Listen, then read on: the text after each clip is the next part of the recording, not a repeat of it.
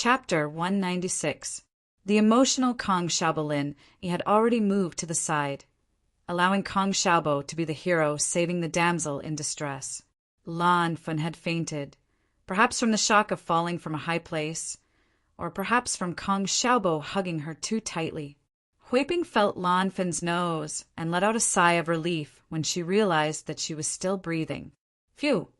Xin Wen gave Kong Xiaobo a thumbs up after seeing that Xiaofan was fine. Amazing, hero. You caught her from so high up. Amazing. Xin Wen's words reminded Hui Ping that the young man in front of her was her daughter's savior. She touched her daughter's skinny cheeks as she thanked Xiaobo profusely. Kid, thank you so much. If it weren't for your bad hand, Arfan wouldn't even know. Song Hui Ping was so scared that tears rolled down her cheeks. Yeah, it was scary to think about the situation just now. If Kong Xiaobo hadn't caught her, the consequences would have been unimaginable. Auntie, it's what I should do. Kong Xiaobo's face was a little red. He'd saved Lan Fun purely out of love for her. Someone else might not have been so nervous. Kong Xiaobo wasn't a saint, he wasn't a firefighter, he wasn't a police officer, and he definitely wasn't an Ultraman. He wouldn't have rushed over if it wasn't Lan Fun. Let's not talk about whether or not he could be saved.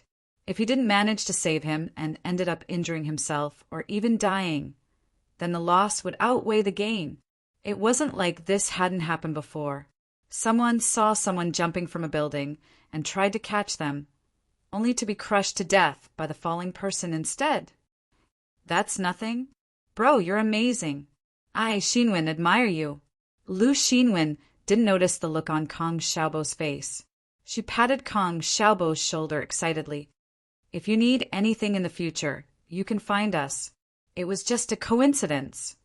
Xiaobo was being truthful. He didn't even know how he'd managed to catch Lan Fun. Was it a coincidence? Tang Yin looked thoughtfully at Lin Yi, who had already dodged to the side. Her lips curled up slightly. What a strange person. The others didn't notice anything, but Tang Yin, who was attentive, noticed something. When Kong Xiaobo was saving people, Lin Yi rushed over, but he didn't go to pick them up.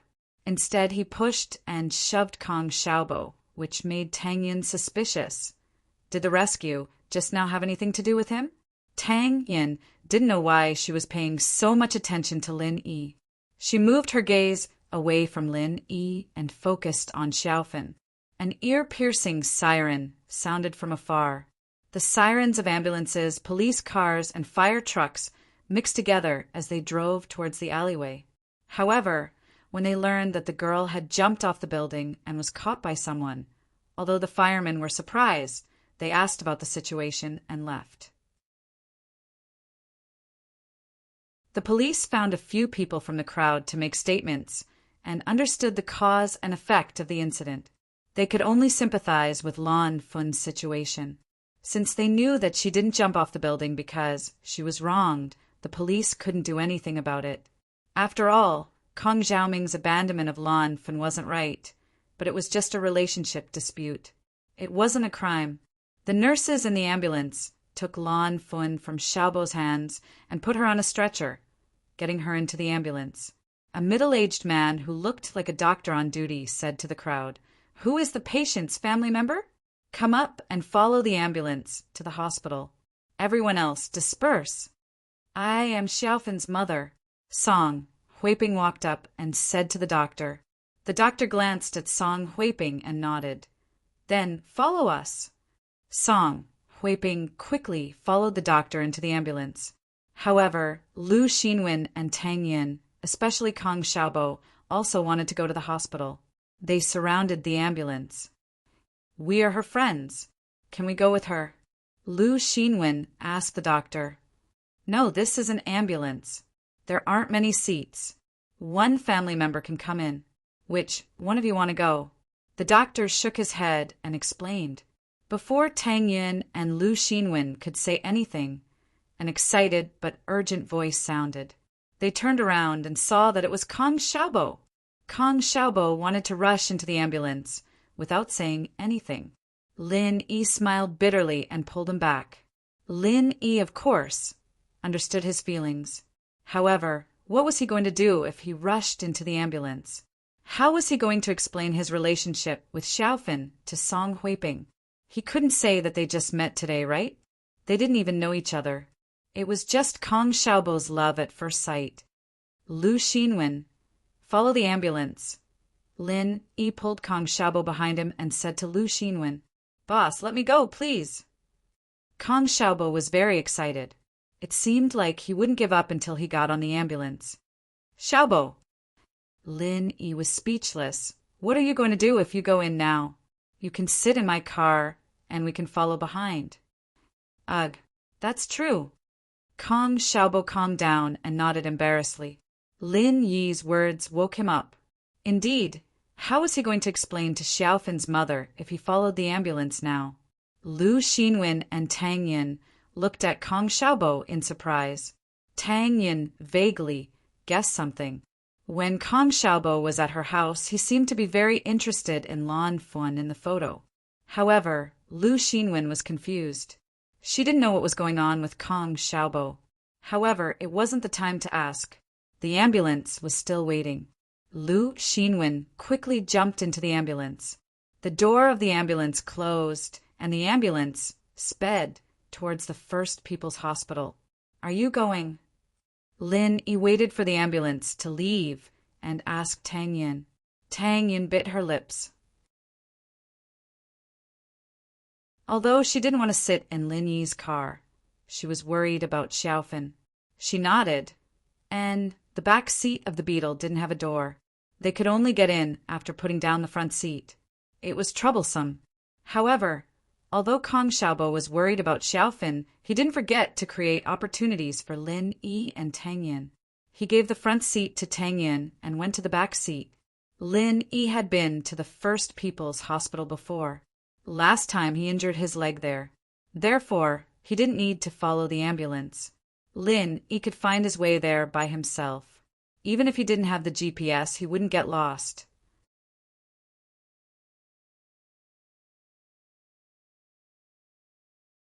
Chapter 197. Chapter 197. Sad past Tang Yin pursed her lips. She wanted to say something, but she felt that it wasn't good to talk about other people's matters behind their backs. Without Xiaofan's permission, it wasn't right. Tang Yin, can't you see through Kong Xiaobo's thoughts? Talk to him about it. Lin Yi was driving, but he was paying attention to Tang Yin and Kong Xiaobo. He knew what Tang Yin was worried about when he saw her hesitation. But Tang Yin hesitated. She could see through Kong Xiaobo's thoughts. If Kong Xiaobo could stay by Xiaofan's side, then Xiaofan might be able to get better.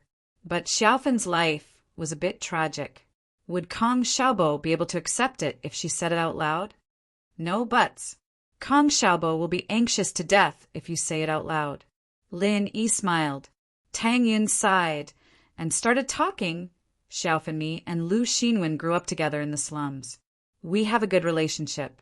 But when we were in the 3rd year of middle school, a boy barged into Xiaofan's life. Kong Mingming. Kong Xiaobo clenched his fist as his expression changed. He had guessed it, but he wanted to confirm it with Tang Yin. Tang Yin couldn't see Kong Xiaobo's expression from the front. She didn't notice the change in his expression. And it's Kong Mingming. I didn't expect you to remember this name. Tang Yin had only mentioned the name Kong Mingming to Lu Xinwen once. She didn't expect Kong Xiaobo's memory to be this good. It seemed like he really cared about Xiaofan as Xiaofan's best friend. Tang Yin naturally hoped that Xiaofan could get better soon. She didn't want to live in depression every day. At that time, she had consulted a doctor, but the doctor said that it was a psychological illness. If she wanted to recover, it would be best for her to start a new relationship and forget about the past. Although Tang Yin didn't support puppy love, special cases should be treated differently. If Kong Xiaobo and Xiaofan could be together, it was something she wanted to see. However, if Kong Xiaobo knew about Xiaofan's situation, there was still a possibility. Lin Yi saw Kong Xiaobo's furious expression from the rearview mirror. He faintly felt that something was wrong. Kong Xiaoming started pursuing Fin. Tang Yin couldn't help but glare at Lin Yi. Kong Xiaoming's family background is very good, and he's very rich. In school, he's one of those rich young masters who have hundreds at his beck and call. Fuan, on the other hand, was young and ignorant and fell for it. Lin Yi smiled bitterly. Why are you glaring at me? I'm not a hedonistic young master. Plus, I haven't even started pursuing you yet. What happened before was all a misunderstanding. So they got together. Tang Yun continued. In the beginning, their relationship was not bad. But later on, Kong Mingming became more and more distant from Xiaofan. Xiaofan asked him what happened, and he suggested breaking up with Xiaofan. Of course, Xiaofan didn't agree. At that time, she had already fallen deeply in love with Kong Mingming, and she had that relationship with him. Tang Yan's face blushed slightly, although she was already 18 years old and considered an adult. Tang Yan was still a young girl after all. She was still shy when talking about this kind of thing. So, she went to find Kong Mingming to ask about it, but she saw that Kong Mingming got into a taxi with another beautiful woman. Xiaofan chased after the taxi unwillingly, shouting Kong Mingming's name. However, Kong Mingming only looked back coldly and didn't let the taxi driver stop Lu Xinwen, and I wanted to stop Xiaofan, but she didn't listen. She stubbornly chased after the taxi, and at that moment a large truck drove over and knocked Xiaofan down. Even so, Kong Mingming didn't get out of the car to see Xiaofan. He just left. However, a few days later, he transferred to another school and never appeared again. Xiaofan's leg was also crippled. From then on, she could only walk with a limp, and she couldn't walk for a long time. Usually, she had to sit in a wheelchair. After this incident, Xiaofan also dropped out of school. She stayed at home every day, absent-minded. Kong Mingming treated her like this, but she still couldn't forget him. She fantasized that Kong Mingming would change his mind. Wen and I tried to persuade her many times, but she just wouldn't listen. F***CK. Kong Xiaobo punched the roof of the car. His face was red, and his chest was heaving up and down. He was obviously very angry. Kong Mingming, that bastard. Car. The car isn't mine, I borrowed it. Lin Yi sweated profusely. He looked at the car roof that was dented by Kong Xiaobo. He was speechless. Little Chick Chin wouldn't kill him, would she? This was too **ket up. Tang Yin heard Lin Yi's words and felt a bit disdainful. Your brother is already so angry, and you're still worried about the car? You're a rich young master, so why would you care about the repair fee? Xiaobo didn't seem to hear Lin Yi's words. He was still pounding on the roof with his fists. Lin Yi wanted to cry, but no tears would come out of it. The guy was pretty strong when he exploded. It seemed that he had to get Faubert to repair the car when he got back. He couldn't let little Chickchin see it, or else he'd be dead for sure. She probably wouldn't borrow his car anymore. But how should he tell Faubert? Well, he'd say that he was attacked by Chu Pingzhan's enemies. He was there when he talked about the 2 unlucky golden class masters. Anyway, he'd just say that Si Hua sent people to do it. Haha, he was too much of a genius, Lin Yi thought. Xiaobo was in a state of extreme indignation. It was as if he could see a frail girl stumbling behind a taxi, looking at the man and the beautiful woman in the car in despair. She screamed at the top of her lungs, wanting to stop the man in the taxi, but she was powerless. Just as her heart was breaking, a truck drove over and knocked her down. The man in the taxi, on the other hand, didn't even get out of the car and left directly. Xiaofan, on the other hand, was lying in a pool of blood, but her heart was still thinking about that despicable man. Kong Mingming. Kong Xiaobo's face became twisted. If it was someone else, Kong Xiaobo wouldn't be like this. But this person was his second cousin brother. The second cousin brother who looked down on him and laughed at him since he was young. Pho! Kong Xiaobo let out a long breath and looked at the dent in the roof. He was a little embarrassed. Boss, I was a little too emotional. Forget it, it's nothing. Lin Yi had already thought of a solution. He smiled and said to Kong Xiaobo, Xiaobo, what do you think?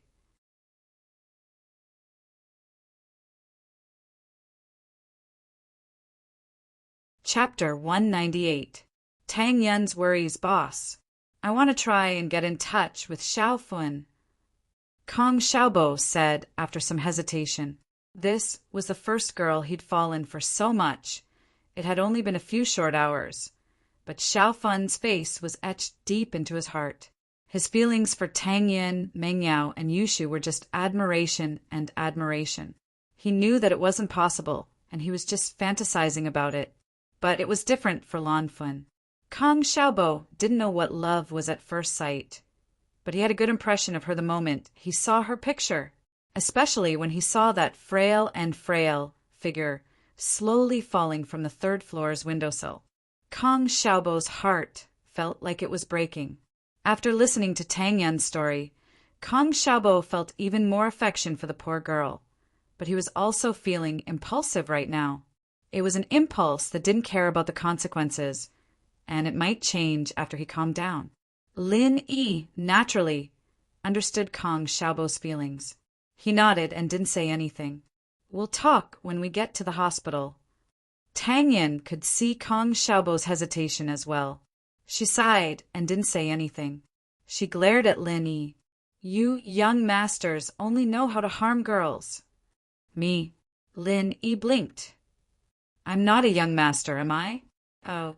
Tang Yin curled her lips and ignored him. Kong Xiaobo was depressed after his anger. He kept his head down, not knowing what he was thinking. Lin Yi parked the car in the parking lot of Songshan's first hospital, and the three went to the emergency room. They found a doctor on duty in the emergency room, and Xiaobo took the lead. Doctor, can I ask how's Lan Fun? Lan Fun? You mean the girl who jumped off the building just now? The doctor flipped through the records on the table. Lan Fun's fine, but she fainted from exhaustion and shock. She's in the emergency room 6. She might need to be hospitalized for observation. Who are you guys to her? We're her friends. Thank you, doctor. Kong Xiaobo said as he went to find Lan Fun. Wait, you guys need to settle the medical fees and procedures first.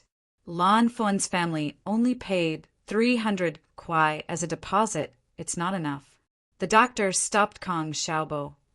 All right, we'll do it right away, Xiaobo said without thinking. Where do we do it? He needs to stay in the hospital for observation.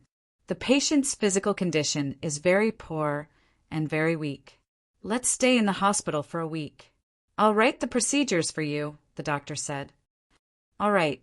Xiaobo nodded. He'd listen to whatever the doctor said. Lin Yi smiled bitterly. Did Kong Xiaobo really fall for Lan Fun? Although it was a little dramatic, this was an age that was full of drama. The pure love between a young man and a young woman was stubborn and impulsive. Was this Kong Xiaobo's first love? A man's first love was always impulsive. He'd go through fire and water, he'd be hot-headed. However, would he continue to date Lan Fun after he calmed down? He glanced at Tang Yin and saw that she was still staring at him angrily. What's wrong? Lin Yi was curious about Tang Yin's attitude today. She was indifferent to him before, but after getting in the car, she seemed to have changed back to the old Tang Yin. Tang Yin looked at Kong Xiaobo and turned around to look at Lin Yi. Let me ask you something. Huh? Lin Yi paused and looked at Tang Yin in confusion. What are you thinking? Tang Yin bit her lips and lowered her head shyly as she asked.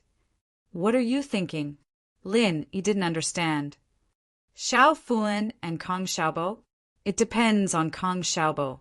I'm not talking about him, I'm talking about you. Tang Yin raised her head and looked at Lin Yi. That night I asked you, do you want to be friends with me? Lin Yi didn't think that Tang Yin was still thinking about this. He nodded. Since he talked to his old man and decided to stay here for a long time, he didn't have to worry about anything. Then do you want to play or stay with me in the future? Tang Yin frowned and looked at Lin Yi. Lin Yi, if you just want to play, can you stay away from me, my mom, and my family? I'm not Xiaofun. She was young and ignorant, but I'm already 18. I won't fall for your tricks. Ugh. Lin Yi was speechless. He didn't think that Tang Yin would ask such a question. What do I want to play? I don't have that much time to play. Do I look like I'm playing? Fine. If you don't want to play and want to be with me, then don't bother me during this time, okay? Let me focus on getting into university. I don't want to be distracted at this time. Tang Yan's delicate face had a trace of stubbornness.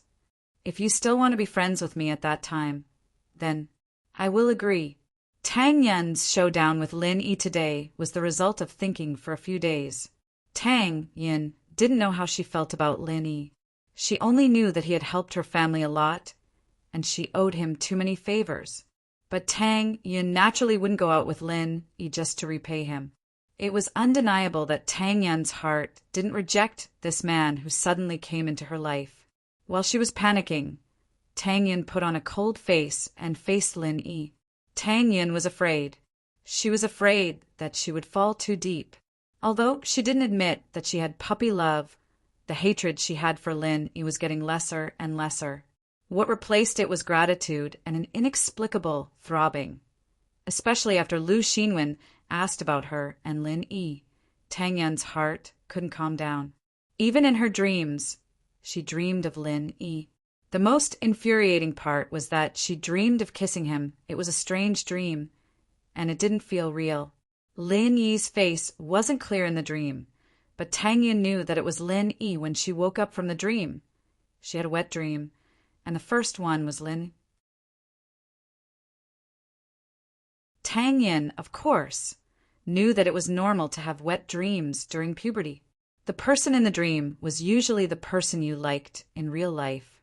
This was what Tang Yin saw in a health textbook. But the more it was like this, the more panicked Tang Yin felt. She was afraid that she would slowly develop feelings for Lin Yi and be with him.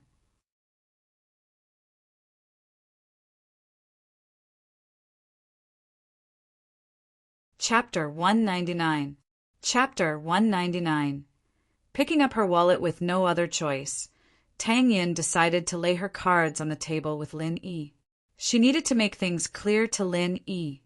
Otherwise, Lin Yi wouldn't show up at her house all the time. If Lin Yi was just playing around, then she'd tell him to stay away from her and stop bothering her. If he was serious, then Tang Yin had a deadline, and that was after the college entrance exams. First, she could focus on studying for the exams and not let these things affect her grades.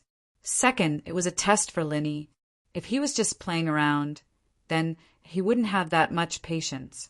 He'd have fallen in love with someone else a few months after the college entrance exams.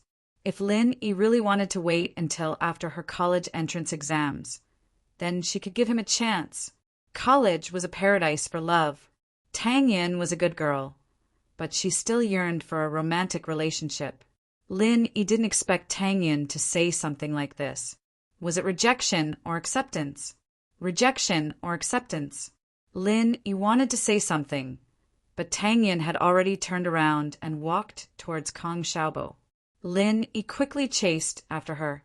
Tang Yin had returned to her usual calmness, as if she hadn't said anything.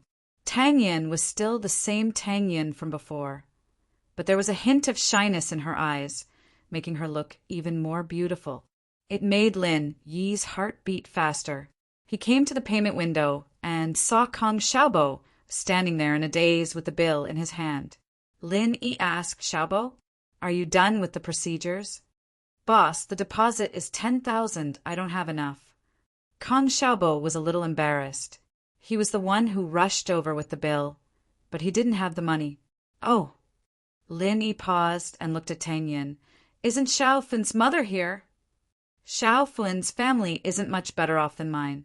We've spent quite a lot of money on Xiao Fen's medical bills, and we're still in debt." "We don't have any extra money left," Tang Yin sighed. "Are you willing to pay for it first?" "I promise Xiao Fen's family will return it to you in the future." "Me." Lin Yi wasn't a busybody. Lin Yi never cared about people who had nothing to do with him.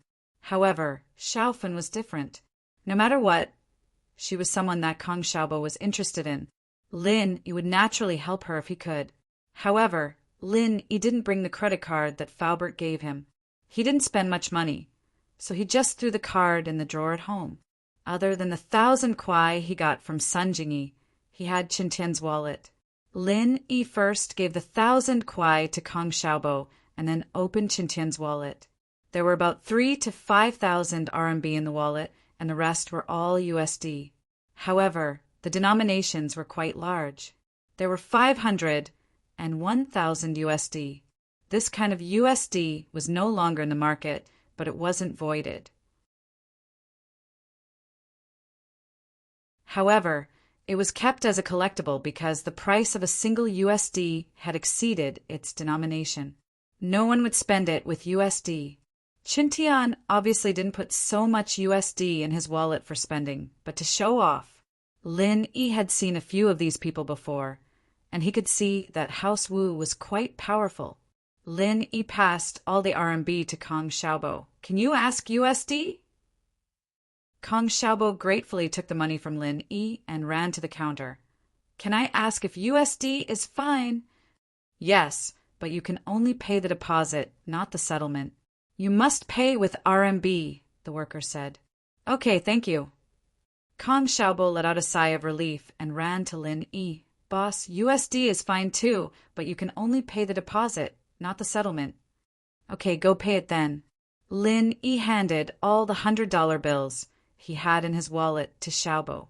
As for the $500 and $1,000 bills, the cashier wouldn't be able to recognize them. They'd probably think it was fake. "I didn't know that you were so rich. You even have USD." Tang Yin looked at Lin Yi mockingly. Didn't he admit that he was a young master? If he wasn't a young master, how could he have so much money? "Oh, you mean this wallet?" "I picked it up," Lin Yi shrugged. "Picked it up?" Tang Yin paused and got angry. Did he think she was an idiot? Where did he pick it up? Why couldn't she pick it up? "Look at the ID if you don't believe me." Lin Yi took out Qin Tian's ID and waved it in front of Tang Yin. "Ah." Tang Yin's eyes widened in disbelief. This wallet really didn't belong to Lin Yi? He really picked it up? You really picked it up? Then, you still dare to spend the money in there? Weren't you the one who told me to pay first? Lin Yi said as he stuffed his ID back into his pocket. Tang Yin didn't know what to say. How worried would he be if you didn't give it to the owner? The owner doesn't need to be worried. Lin Yi smiled. He gave it to me. Wu Qintian would be worried. If he was worried, then let him be. Lin Yi wasn't afraid of Qintian at all. At the end of the day, Qintian could only suffer in silence.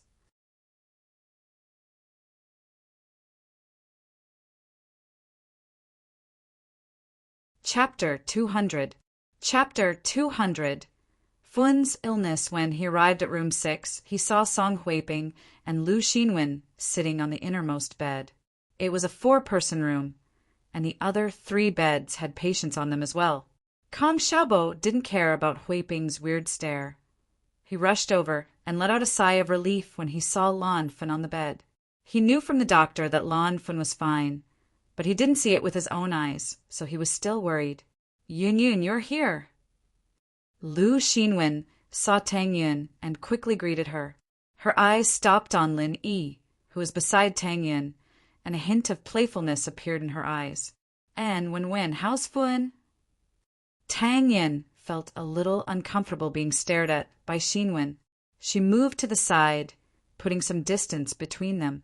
"Xiaofin is fine, but the doctor said that her body is too weak. She needs to be hospitalized for observation, so she needs to pay a deposit of 10,000 yuan. Lu Xinwen walked over and lowered her voice.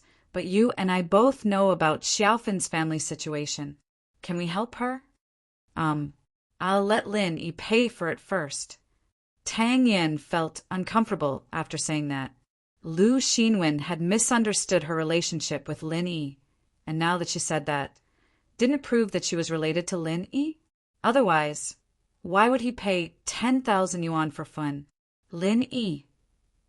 Lu Xinwen looked at Lin Yi, surprised. "Yun Yun, you and him. It's not what you think. I've already told him everything. I'll talk to you when I have time. Let's take a look at Fun first." Tang Yun whispered. "Oh, Lu Xinwen didn't believe Tang Yan's words. From Tang Yan's behavior, it seemed like she was in love. Didn't she see Fin's lesson? Was she going to follow after her? It seemed like he could only watch Tang Yan closely from the sidelines. He didn't want her to fall into Lin Yi's trap. Kang Xiaobo rushed to Xiao Fun's bed without thinking too much. At that time, he just wanted to take a look at Xiao Fun. But after rushing over, he didn't know what to do next. He wanted to touch Xiao Fun's forehead, but he didn't dare to. "Student, you are?" Song Huiping had never seen Kang Xiaobo before. She was a little confused by her daughter's savior's sudden appearance today. "Auntie, my name is Kang Xiaobo." Kang Xiaobo awkwardly introduced himself. "I'm Tang Yan and Lu Xinwen's classmate." "Oh, thank you so much for today. If it wasn't for you, Xiao Fin still wouldn't know." Song Huiping remembered the dangerous situation and couldn't help but cry. "This child has a hard life." "Auntie, don't be emotional. Isn't Xiao Fin fine now?" Kang Xiaobo didn't know what to do seeing Song Huiping cry. He quickly comforted her. "Auntie, it's all in the past. Don't be sad. Yeah, it's all in the past." Huiping nodded and stood up. "Young man, Tang Yin, Lu Xinwen, you guys help me take care of Fun. I need to go back and collect money." "The doctor said that I need to pay 10,000 kwai for her, and it's fine. I've already paid." Kang Xiaobo quickly said and passed the bill to Song Huiping. "Ah." Song Huiping was surprised. She took the bill and saw that it was 6,000 RMB and 1,000 USD as a deposit. No matter how dumb Song Huiping was, she felt that something was wrong. Not only had Xiaobo saved her daughter, but he'd even gone through all that trouble and put down the deposit. Huiping wouldn't believe it if Xiaobo said that it was all out of kindness. "Child, Song Huiping's hands trembled as she looked at the bill. "So much money, what are you?" Kang Xiaobo was embarrassed by Huiping's gaze and quickly explained. "Auntie, my boss paid for it first." "Your boss?" Huiping was puzzled. Where did this boss come from? "Auntie Song, my classmate Lin Yi paid for it." Tang Yin explained. "It's him." Lin Yi was pushed to the front and could only greet Huiping. "Hello, Annie." Huiping didn't know what to say. She thought that Xiaobo was interested in her daughter, but she wasn't too sure about it, now that she heard that Lin Yi was the one paying for her daughter's hospital fees. Who was this Lin Yi? "Young man, you." Huiping looked at Lin Yi, confused. Lin Yi didn't say anything before, so Huiping naturally ignored Lin Yi. Now, she saw a person who had no contact with her family pay for her family's hospital fees. Why was he doing this? Auntie, I'm Tang Yan's good friend," Lin Yi said in a flirtatious tone. Oh. Huiping misunderstood. She misunderstood the relationship between Lin Yi and Tang Yan. If Lin Yi was just a friend of Tang Yan's, why would he pay for Tang Yan's friend's hospital fees? Tang Yan also heard the ambiguity in Lin Yi's words. She glared at him and was a bit annoyed. This person really went too far. She already told him everything, but he still wanted more. However, Tang Yan couldn't explain in this situation. The more she explained, the more complicated it would be. She could only pretend that she didn't hear it. At this time, Xiao Fin let out a weak moan. Everyone's attention was focused on Xiao Fin. Huiping didn't care about Lin Yi and quickly turned around. "Xiao Fin, are you awake?" "Mom, where am I?" Xiao Fin looked at the 4 drip on her hand in confusion and looked around the room. "Xiao Fin, you're awake? You don't remember? You wanted to jump off a building?" Huiping quickly ran over and held her daughter's hand. "Jump off a building? Why would I jump off a building?" Xiao Fin opened her mouth. "You don't remember? It's best if you don't remember." Huiping said, "Xiao Fin, you're sleepwalking again. You dreamt of that bastard. You wanted to jump off a building from the 3rd floor of our house." Xiao Fin was shocked by her mother's words. She wanted to jump off a building? Why didn't she remember it at all? Then did I jump? Of course not. If it wasn't for this classmate who caught you downstairs, Xiaofun, you would have. Hui Bing's voice choked again. Xiaofun seemed to know that there was something wrong with her body. She didn't doubt her mother's words. She quietly turned around and looked at Kong Xiaobo. However, when she looked at Kong Xiaobo, her eyes suddenly froze. It was as if she was about to fall into a hallucination again.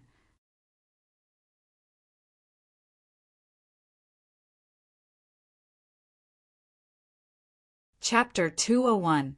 Intermittent mental illness in the ward. Kong Xiaobo, Tang Yin, and Xinwen were shocked as well. It was the same every time Xiaofun acted up. She would fall into hallucinations and go crazy for a while before slowly falling asleep. She wouldn't remember anything when she woke up. This time, she jumped off the building. It was the result of her going crazy. Intermittent mental illness. Lin Yi sighed faintly. Xiaofun's feelings had been hurt, and it created a psychological barrier. Due to poor guidance, she became like this. However, intermittent mental illness was different from mental illness. It was only the early symptoms of mental illness. With proper guidance and acupuncture, the symptoms could be alleviated and eradicated. Hui Bing heard Kong Xiaoming's name and looked at Xiaobo, a look of surprise on her face as well. Xiaobo did look a little like that bad guy. Hui Bing frowned at the thought. No wonder her daughter was acting up all of a sudden. No wonder she jumped off the building. It was all because of this student, but thinking about it, she couldn't blame him for what he looked like. Plus, he was her daughter's savior. How could she hate him? Xiaoming, you still have me in your heart, right? Xiaofun looked at Kong Xiaobo with blurred eyes. She waved her arms, wanting to get off the bed to look for Kong Xiaobo. The needle in her hand almost fell. Xiaobo jumped in fright, afraid that she'd get off the bed. He ran over to her, but Fun wrapped her arms around him, not letting go. Xiaoming, you finally came back to see me. You won't leave this time, right? You'll treat me well for the rest of your life, right? Xiaofun hugged Kong Xiaobo and said, "I." Kong Xiaobo was awkward. This was the scene he was looking forward to. Kong Xiaobo thought that it was just a fantasy when he held Xiaofun in his arms. But now that his fantasy had become reality, he couldn't feel happy at all. Because of Xiaofun's illness, and also because Xiaofun was thinking about another man.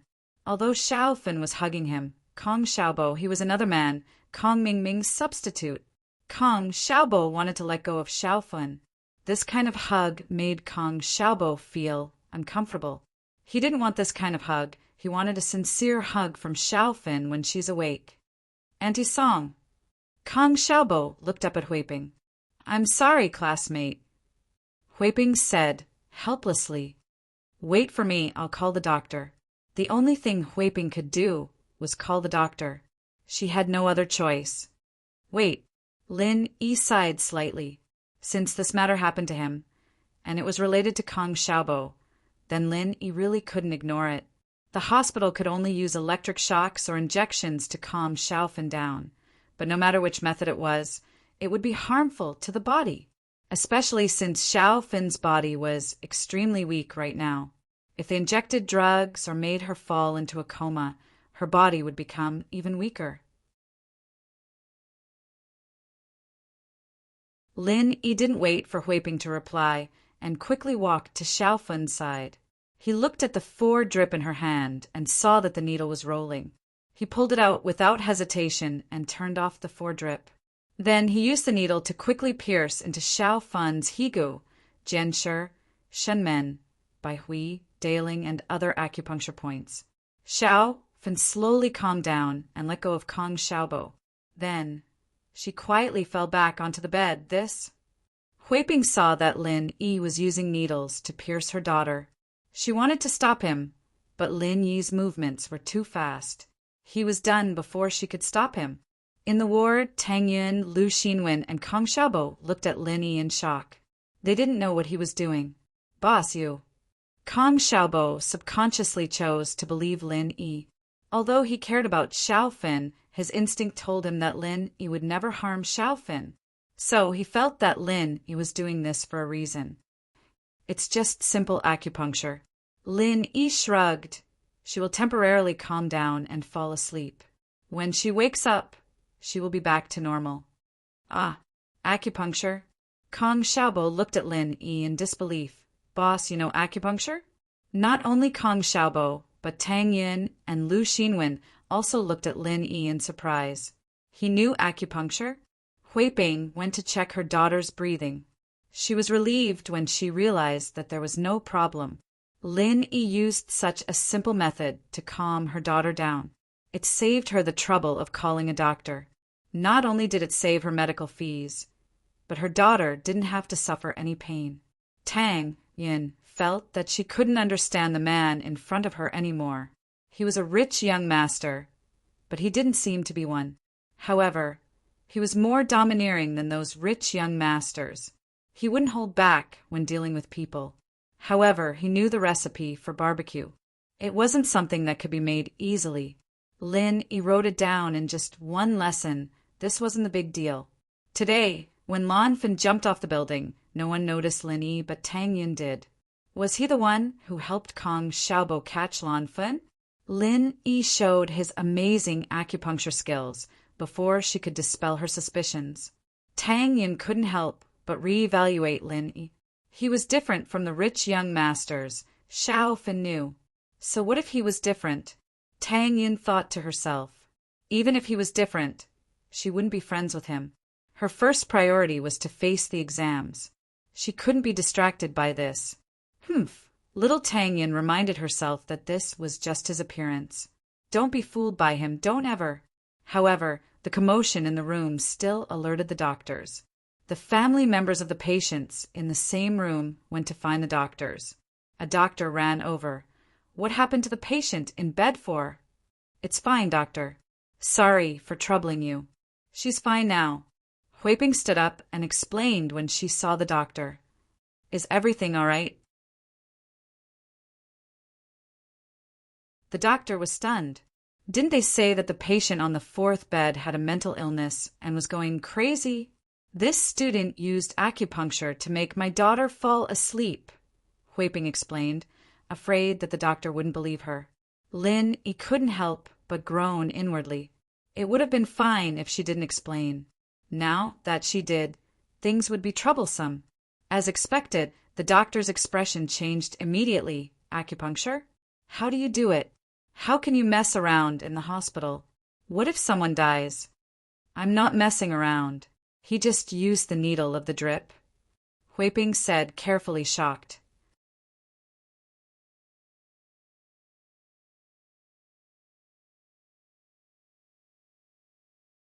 Chapter 202. Chapter 202. Guan Xueming's disciple the doctor wasn't a TCM doctor, but had some knowledge of TCM back when he was in medical school. Who in the world would use needles for acupuncture? The needle of the drip wasn't as thick as the needle of a syringe, but it still wouldn't do. The thickness of the needle would cause damage to the nerves and blood vessels, and he hadn't seen any doctors using it before. Of course, that didn't exclude the possibility of emergency situations where there weren't enough needles for acupuncture. Some of the top doctors in TCM would use other needles instead of needles to treat patients, but that required a solid foundation and experience, as well as a strict requirement on the strength of the hand. If the needle was too shallow or too deep, not only would there be no effect, there might even be side effects. Isn't this messing around? Who did this? The doctor was enraged, pointing at Lin Yi. Was it you? What if something happens to the patient if you mess around in the hospital? Won't our hospital be held responsible? Lil Wang, call the police. The doctor was so angry that he ordered the nurse behind him. Okay. The nurse nodded, preparing to call the police. Although Lin Yi knew the people in the police station, Lin Yi didn't want to make a big deal out of it. Moreover, judging from Kong Xiaobo's current state, he might need help with Xiaofin's treatment in the future. So, Lin Yi had no choice but to tell the doctor once and for all. I'm not messing around. I'm Guan Xueming's disciple. Who's Guan Xueming? What? The top doctor in TCM, Guan Xueming? The doctor immediately realized who Guan Xueming was. He looked at Lin Yi in disbelief. He was also a graduate of Songshan Medical University, so he naturally knew of Xu Amin, a leading figure in the Chinese medicine world. Back then, whether it was Chinese medicine or Western medicine, all of them were proud to be able to listen to Xu Amin's lecture. If this person was really Guan Xueming's disciple, then it wouldn't be strange for him to use needles like that. Special circumstances were special. Lin Yi nodded. If you don't believe me, I can call him. The doctor saw Lin Yi's solemn expression, and he didn't seem to be lying. He also checked Lan Fun's condition, and there was nothing serious. She was just unconscious. So he somewhat believed Lin Yi's words. Are you really Miracle Dr. Guan's disciple? The doctor asked. I'll make a call. With that, he pulled out his phone and dialed in the number Xu Amin had left for him. In order to interfere with Xiao Fun's treatment in the future, Lin Yi could only bring out Guan Xu Amin. Xu Amin had just finished when the phone on the table rang. Xu Amin furrowed his brows. He'd already strictly told his friends when to pick up the phone, and no matter if they were seeking treatment from him or from the medical world, they were all forbidden from calling between 9 and 11 in the morning.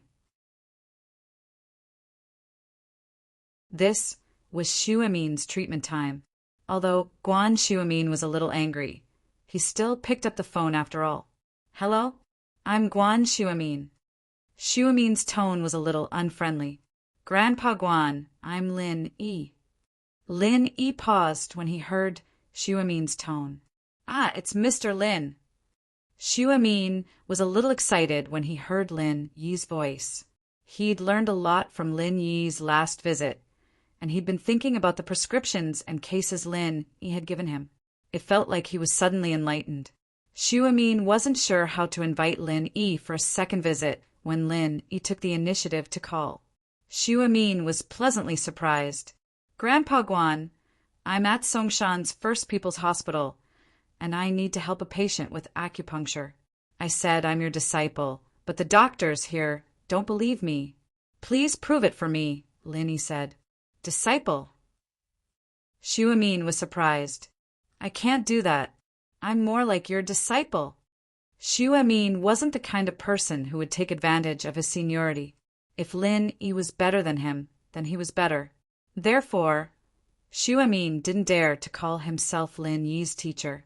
All right, I'll pass the phone to the doctor here. Lin Yi didn't explain further. He believed that Xu Amin would understand. After Lin Yi finished speaking, he passed the phone to the doctor in the ward. The doctor quickly took the phone in fear and looked at the number on the screen. It was indeed Xu Amin's home phone. Every medical student knew about Xu Amin's home phone. It wasn't a secret since it was recorded in the school's contact handbook. After confirming that it was Xu Amin, the doctor said carefully, Professor Guan, I'm Wang Ligua from Songshan's First People's Hospital. I graduated in 2003, and I'm your student. Wang Ligua didn't care whether Xu Amin remembered him or not. He graduated from Songshan Medical College and listened to Xu Amin's class. This honor was enough to make others jealous. Oh, little Wang, Lin Yi's knowledge in Chinese medicine is no less than mine. If he has any suggestions, just listen to him. Xu Amin was a practical person. He didn't want to become Lin Yi's teacher for no reason. Therefore, he could only give a vague hint. Don't worry, Professor Guan. Wang Ligua was shocked. It seemed like Lin Yi had already graduated to receive such praise from Xu Amin. After hanging up the phone, Wang Ligua's attitude immediately changed.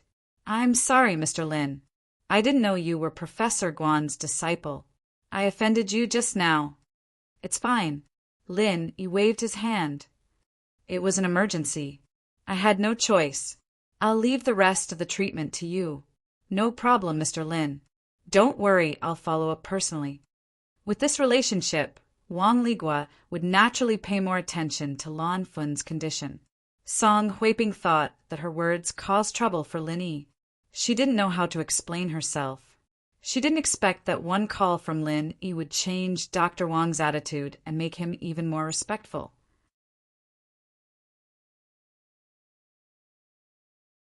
Of course, the most surprised person was Tang Yin. She looked at Lin Yi in confusion. However, there were too many people here. Even if she had questions, she didn't ask. Auntie, there's nothing else here. Xiaobo and I will go back first. We'll visit Xiaofan after her condition stabilizes. Lin Yi saw that there was nothing else for him to do here. He stood up and prepared to leave. Kong Xiaobo heard Lin Yi's words.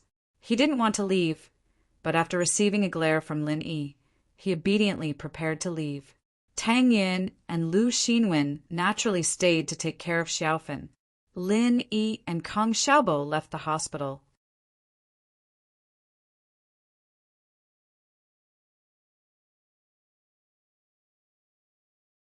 Chapter 203. The loser will confess, I know a little. Lin Yi nodded. Boss, is it like what they say on TV, where a needle can cure 100 illnesses? Kong Xiaobo asked curiously. I can definitely cure 100 illnesses, but my ability is limited. Lin Yi smiled. Traditional Chinese medicine is broad and profound, and it's said that acupuncture can cure 100 illnesses. But those who truly grasp this skill and master it are few and far between. Oh, Kong Xiaobo nodded. Then Xiaofan's illness. Her illness is mainly psychological, and she should be able to recover if we can help her, Lin Yi said. Kong Xiaobo was just curious and didn't pursue the topic after hearing Lin Yi's words. Boss, why did you drag me away? I wanted to wait for Xiaofan to wake up. Can't you see that her emotions are unstable? She thinks of Kong Mingming whenever she sees you. Lin Yi said, do you want her to act up when she wakes up? Kong Xiaobo froze. Why didn't he think of that? Indeed, Xiaofan went crazy twice because she saw him. The first time was when she suddenly jumped off the building, and the second time was in the hospital room. If it wasn't for him, she wouldn't be like that. We'll come back after she stabilizes, Lin Yi said. Oh, then where are we going now? Are we going back for barbecue? Kong Xiaobo asked. What's there to eat? Tang Yin is in the hospital, and you still have the nerve to go back? Lin Yi smiled bitterly. We'll talk about it next time. That's true, but it's not like we didn't gain anything today. Kong Xiaobo was excited to be able to have intimate contact with Lan Fun today. Who is that Kong Mingming to you? In the car, Lin Yi suddenly asked. Previously, when Lu Xinwen mentioned the name Kong Mingming, Lin Yi noticed that Kong Xiaobo's expression was a bit abnormal. This person looked similar to Kong Xiaobo, and they both had the surname Kong, so it was not difficult to infer that they should be related. Boss! Xiaobo clenched his fist. I won't lie to you. He's the one I told you about, the grandson of my eldest grandpa, my second cousin, just as I expected. Lin Yi nodded. Xiaobo, what do you think? Kong Xiaobo lowered his head and became silent. Lin Yi didn't rush him to answer. Instead, he quietly drove in Mingyao's villa. Su Shihan's concert is amazing. It'd be great if I could be there. Yushu said as she turned off the TV. Yao Yao, why don't you talk to Uncle Chu and ask him to sponsor Su Shihan for a concert here? Daddy's company isn't some kid's playhouse. You can't just do whatever you want, Meng Yao said as she patted Yushu. Shu, are you big boobs and no brains? My boobs aren't big, it's Yao Yao that's too small. Ling Shan is the one who's big. Yushu, of course, wouldn't allow herself to be deformed. She had the perfect body. What do you mean my boobs are too small? Can't I develop late? Meng Yao raged. With those boobs of yours, you'll become a burden sooner or later. I don't think so, right? Yushu made a face at Meng Yao, not daring to say anything else. She quickly changed the topic. Yao Yao, what should we play? How would I know? Meng Yao was still angry. Maybe we should go shopping? Yushu suggested. No way. Meng Yao was much stronger than Yushu when it came to the big picture. We almost got into trouble at the bar last time. Daddy's company might be in trouble. We can't cause trouble for him. Oh, Yushu was a little disappointed. Shield bro left early in the morning. Otherwise, we wouldn't be afraid. Do you really think he's invincible? Meng Yao curled her lips. He's only good at teaching Pin Liang and his gang a lesson. What can he do if he meets someone stronger? I think Shield bro's pretty strong. Yushu disagreed. Didn't he come back safe and sound that day? He's fast, isn't he? Meng Yao said. Shu, do you like him? What do I like? Uncle Chu wants a son-in-law. Yushu blushed. All right, Yao Yao, let's not talk about him. You said it first. Meng Yao didn't hold back at all. Yushu blinked. Why don't we play hide and seek? Hide and seek? Meng Yao looked at Yushu, confused. Hide and seek how? In this villa? It's not that big, we can find it anywhere. Don't we have the garage and the yard? Yushu wasn't someone who could stay idle. We'll each hide once, and each person has 10 minutes to find the other person. Whoever can't find the other person loses. Yeah, it's more fun if there's a time limit.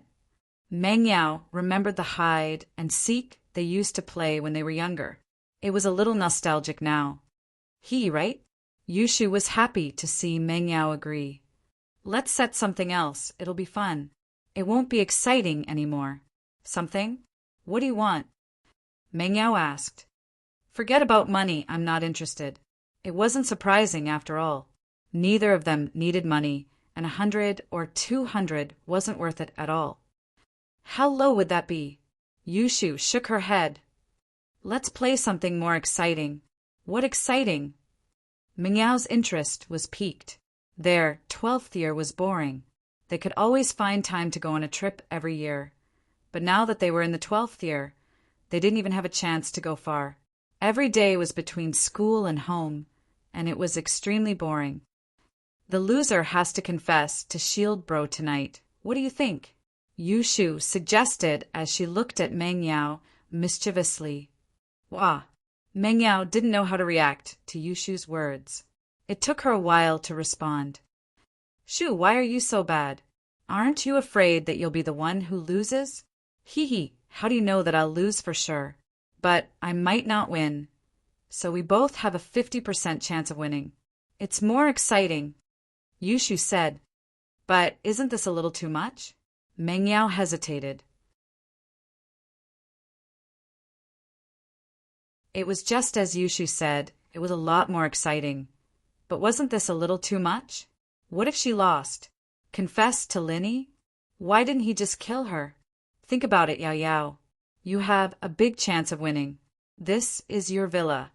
You're more familiar with it than I am, right? Yushu tempted.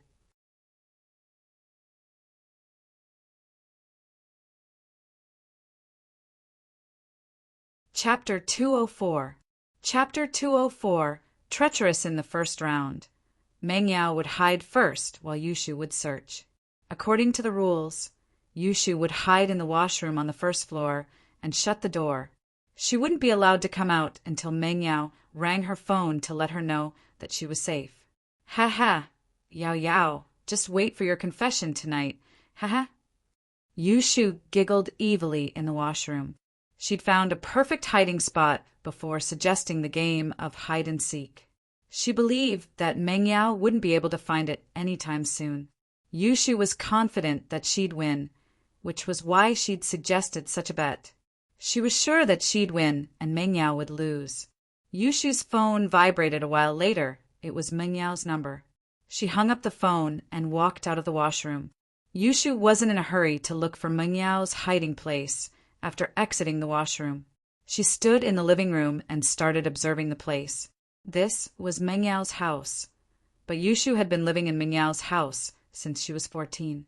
She couldn't be more familiar with the place.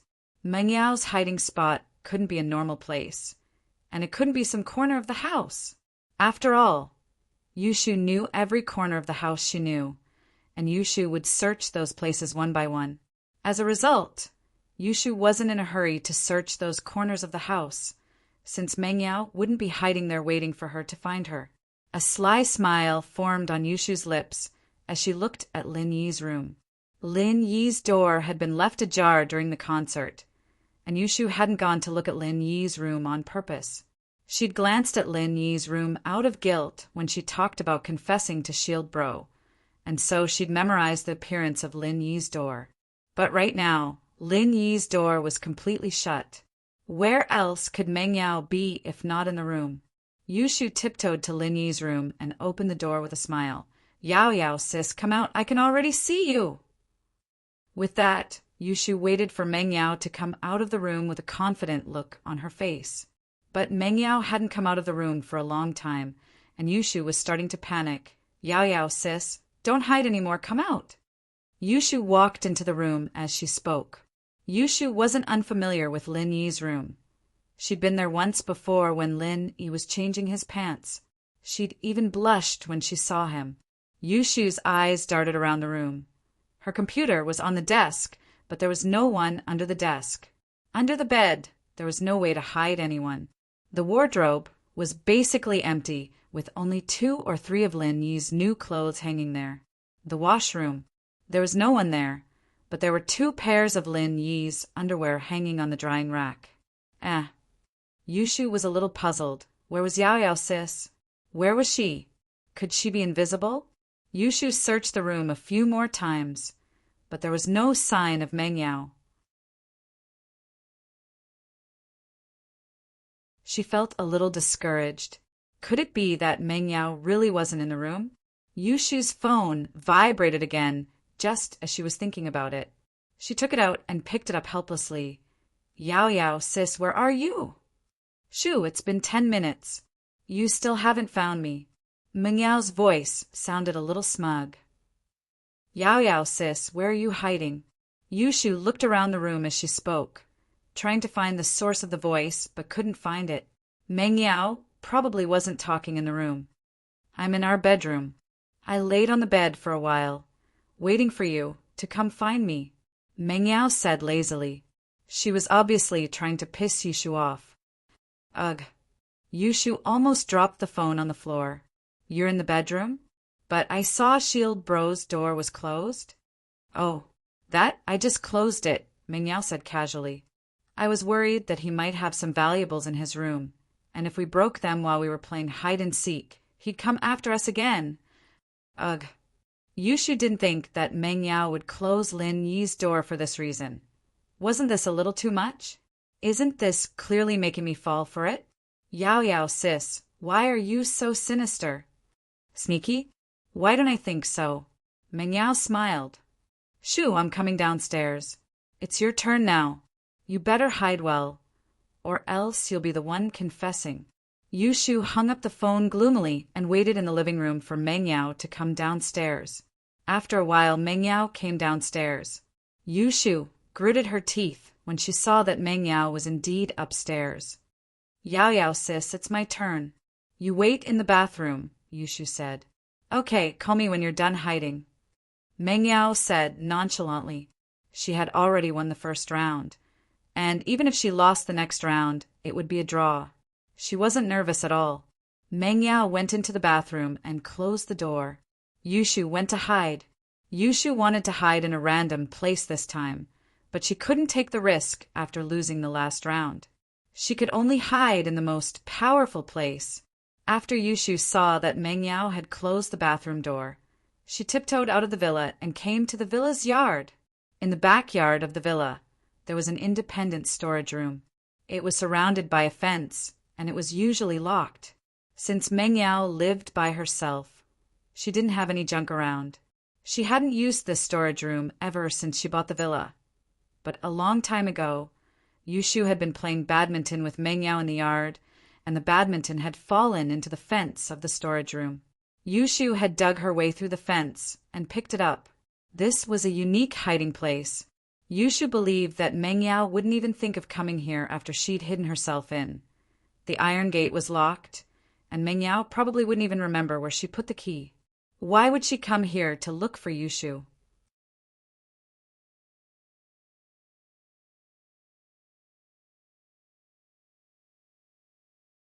Chapter 205. Chapter 205. Tragic Shiyushu. was trying her best to squeeze her body into the fence. It was taking a lot of effort. Had she gotten fatter? Why wasn't it as easy as before? Oh, she'd probably grown up. The last time she'd gotten in was 4 years ago, when she'd just moved into this villa. Phew! Yushu let out a long sigh of relief after getting halfway in. She should have looked for the key to the fence if she'd known it was this hard. Yushu wiped the sweat off her forehead and got ready to go deeper, but her chest hurt as soon as she tried. The iron bars were stuck between her two bunnies. Yushu wasn't willing to give up as she tried to squeeze her body into the fence again. I can't, it hurts. Yushu's chest was hurting. Wouldn't it hurt to get in there? How unlucky. Yushu realized for the first time that her breasts had become a burden. Meng Yao was right about it. It was only a matter of time before her breasts became a burden. What a tragedy. Confessing was fine. She couldn't just get stuck like that, could she? Yushu sighed and gave up on the idea of going deeper, preparing to move the other half of her body out. But the next moment, Yushu realized that it was a tragedy for her. She couldn't move the other half of her body out. Wouldn't she be able to get in if she could move it out? She couldn't be that unlucky, could she? Yushu was starting to panic. This wasn't a joke. She'd be a laughingstock if word got out that she was stuck in the fence. Yushu quickly pulled out her phone and called Meng Yao. The call went through, but Meng Yao hung up after a few rings. Evidently, Meng Yao had misunderstood that Yushu was giving her a signal to start searching.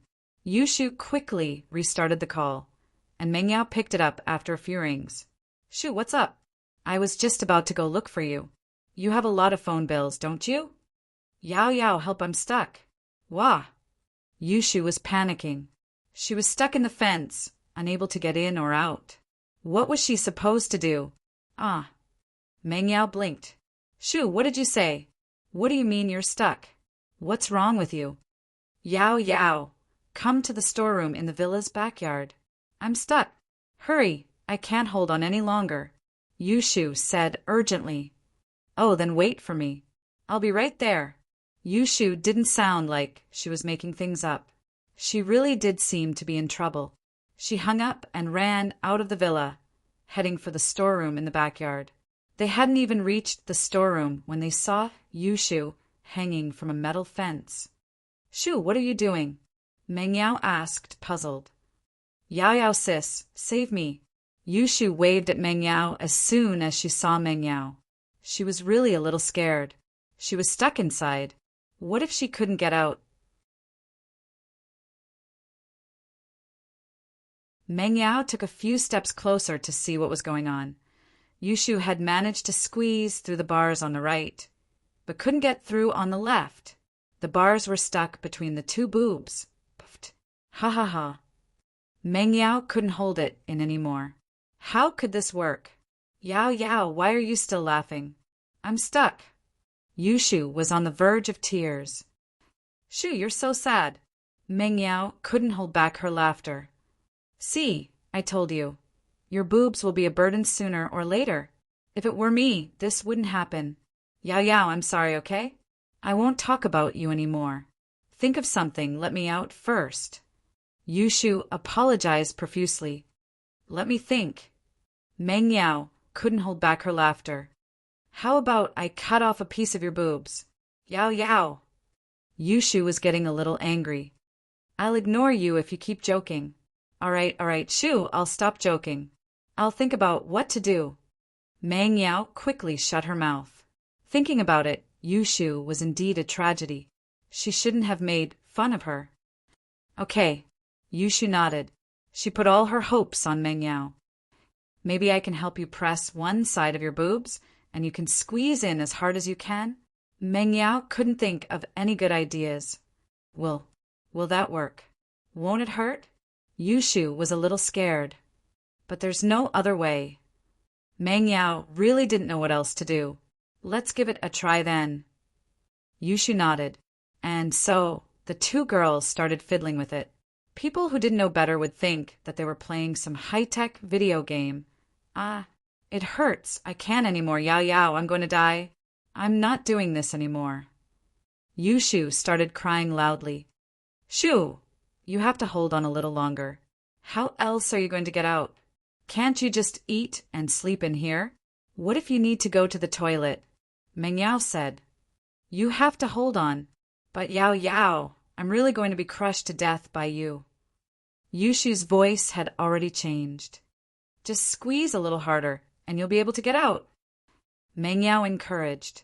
But I can't use my strength. It hurts. Yushu said, feeling wronged. Then what do we do? Meng Yao didn't have a choice. Maybe I should call Lin Yi and have him pull you from the front while I press from the back. Maybe you can get out after we've made up our minds? That Yushu shivered just thinking about it. This was hell on earth.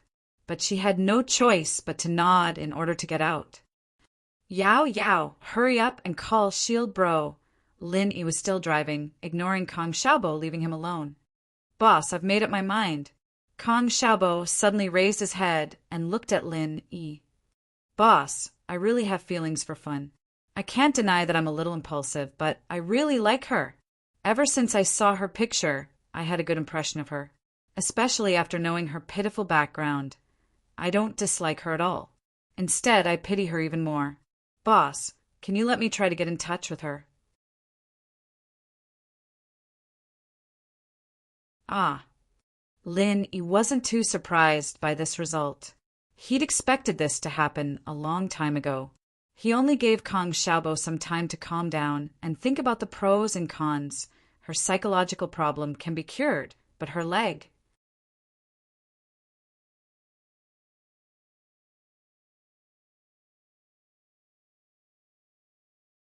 Chapter 206.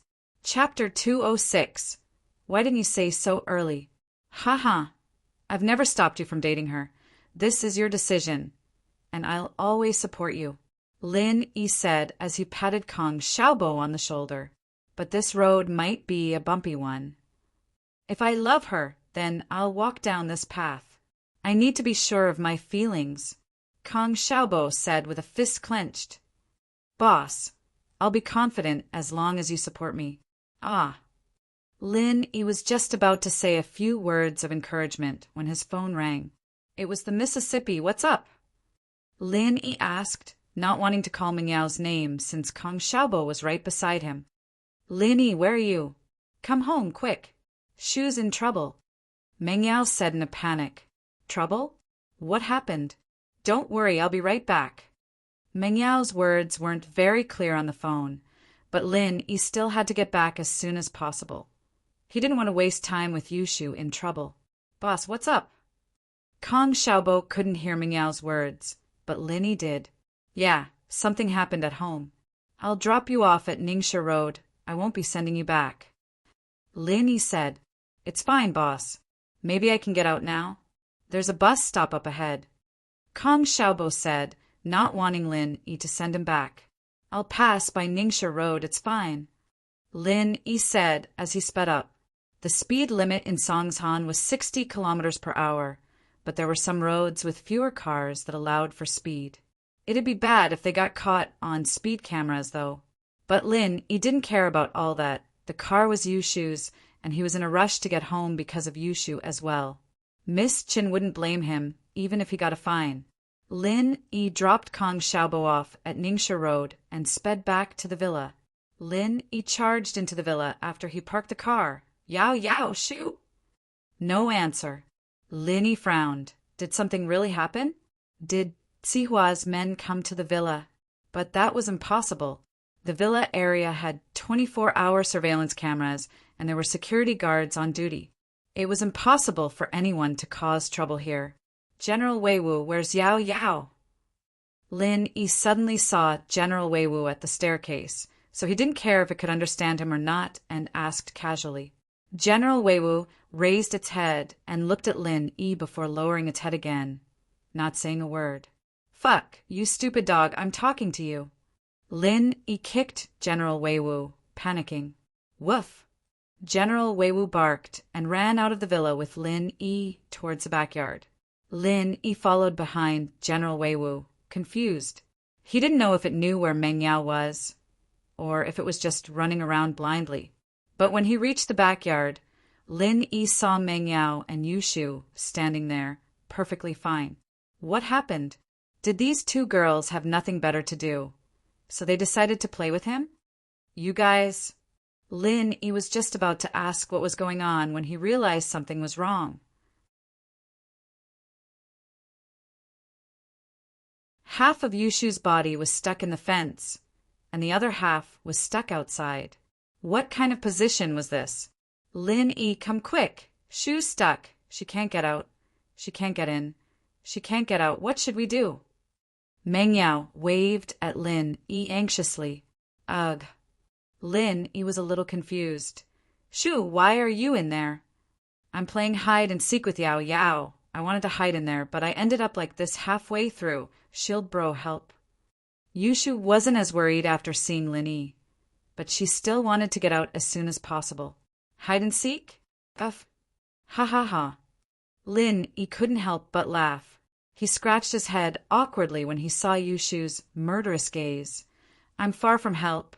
I won't die even if I'm stuck in there.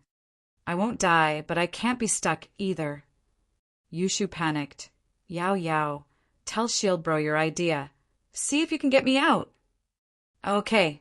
Meng Yao nodded and turned to Lin. You climb over the fence and pull Shu's hand over there. I'll press down on her. There! See if I can get her over there. Meng Yao was too embarrassed to say boobs or boobs in Lin Yi's presence, so she could only use there. Lin Yi flipped over the fence in no time. I'll hold her now. Yeah, I'll count to 3 and you pull. Meng Yao nodded. Okay. Lin Yi pulled Yushu's hand. Ready. 1, 2, 3. Meng Yao pressed down on Yushu as Lin Yi pulled. Yushu was on the verge of tears. It hurts so much. I can't take it anymore. Let go of me. I'm not going out. Meng Yao quickly let go, and Lin Yi didn't dare pull as well. You too are trying to kill me. Whoa. Yushu covered her chest with her hands, tears coming out of her eyes. Lin Yi, think of something. What should we do? Meng Yao really didn't know what to do. Maybe we should call the police. Don't, Yao Yao. If that woman Lingshan saw me like this, she'd laugh herself to death. Yushu shook her head, dissatisfied. But you can't just be stuck like this, Meng Yao said. I can get her out. Lin Yi interrupted. You can. Meng Yao blinked. Why didn't you say so earlier? What are you waiting for? But you didn't let me say anything just now. I was just doing what you told me to do. I thought you had some good idea. Lin Yi said, putting on a bitter face. You. Meng Yao was pissed off. Lin Yi, hurry up and think of something. Lin Yi, naturally, was just playing along with Meng Yao's antics, trying to tease Miss Chin a little, letting her know how powerful he was, so she wouldn't have to hang a toilet paper on the side to blackmail him all the time. Lin Yi smiled faintly as he reached his hand out, almost touching Yushu's chest. Hey, Shield Bro, what are you doing? Yushu jumped, startled. Was Lin Yi trying to take advantage of her, getting you out? Lin Yi didn't bother with her. He reached his hands out and grabbed the 2 bars on Yushu's chest and back, one on the left and one on the right.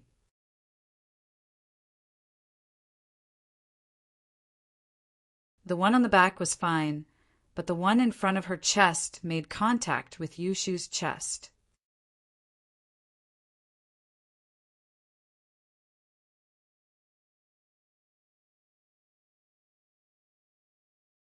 Chapter 207. Heibao escapes. It wasn't that Lin Yi didn't want to take advantage of her, but he didn't dare. The miss was right there, watching him. Flirting with her best friend? Lin Yi wasn't that reckless. However, this feeling was really not bad. Just touching the wrist was already very impressive. Lin Yi chuckled dryly at Yushu's murderous glare, deciding not to take advantage of her anymore. He exerted some force with his hands, and the bars were pulled apart. Done, Lin Yi said as he let go, standing to the side. Ah. Yushu tried it out and got through the bars easily. That easy. It's that simple. Lin Yi nodded. That easy? Why did you pull me? Yushu panicked. My chest, it hurts. Ahem. Shoo. Meng Yao glared at Yushu. Watch your mouth. Yushu blushed a little but didn't care. Shield bro, did you do it on purpose? Yao Yao made me do it. Lin Yi said innocently. I thought her method was the best. Lin Yi, stop trying to drive a wedge between us. Meng Yao wasn't happy about it. What do you mean my method is the best? I know you can pull the bars open. Huh?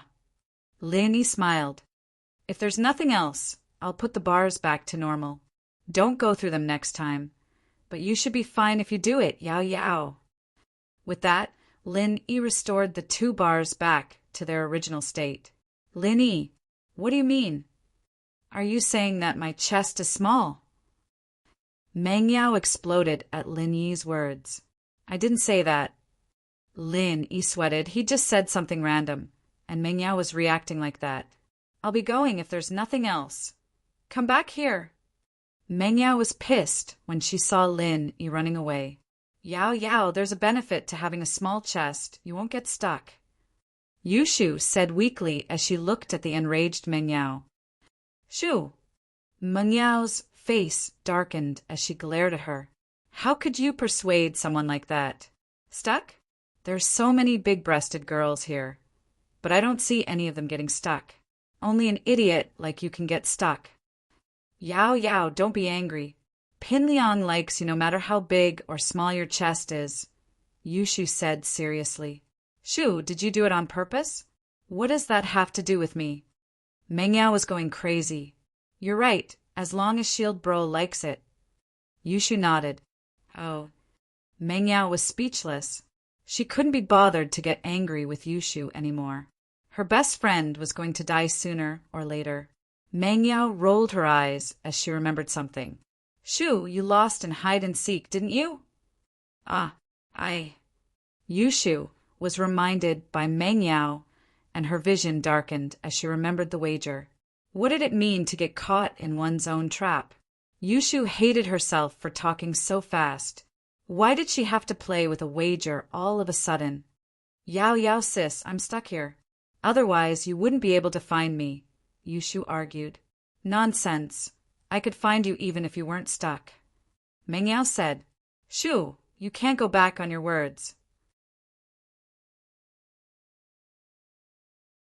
Otherwise, I won't play with you anymore. Oh.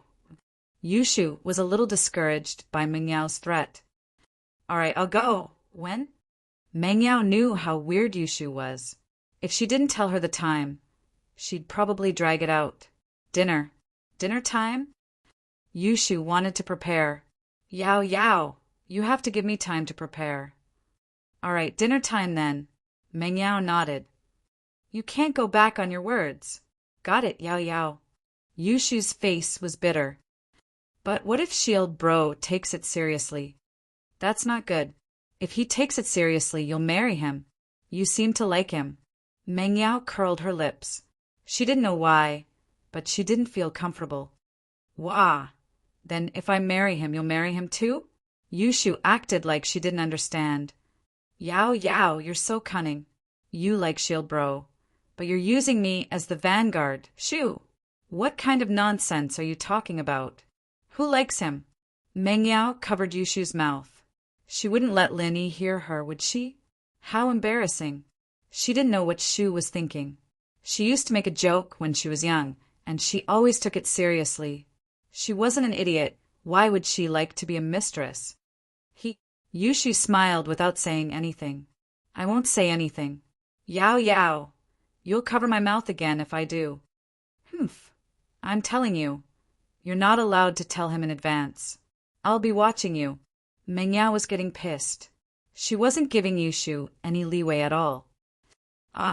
That was indeed what Yushu was planning to do. She'd secretly contact Shield Bro and tell him to put on a show with her tonight. But she didn't expect Meng Yao to cut her off first. She wouldn't have pissed Meng Yao off if she'd known this was going to happen. She'd be in trouble after pissing Meng Yao off. She'd thought that Yao Yao would forget about it after some asterisk ting. Yushu's eyes rolled around, but she couldn't think of a good solution. She sighed dejectedly. All right, Yao Yao, I'll confess. That's more like it.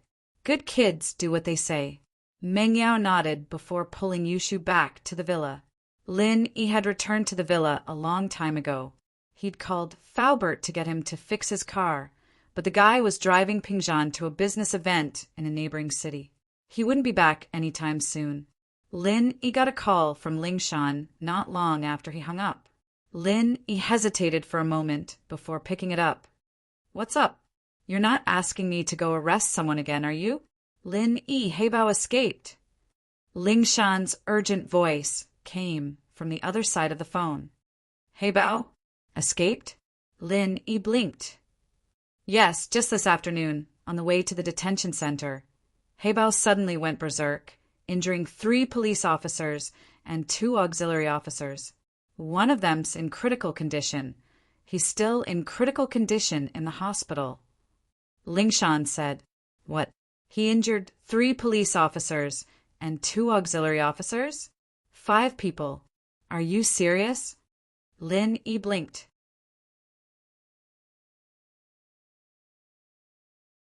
This Heibao wasn't that strong, so how could he injure 5 people? Was this a joke?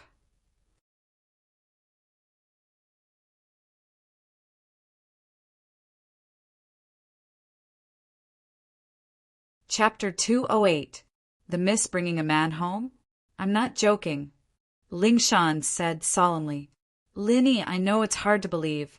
I was shocked myself when I first heard the news, but it's the truth." Heibao was the only suspect in the car? Lin Yi frowned. If Heibao was this strong, he wouldn't have beaten him up that day. Only him. "Lin Yi, I know what you're trying to say, but I can say for sure that Heibao did this all by himself," Lingshan said. "I don't know if you're familiar with the division of strength in Jianghu, but old Zhang in the police force is also a retired master of the special forces.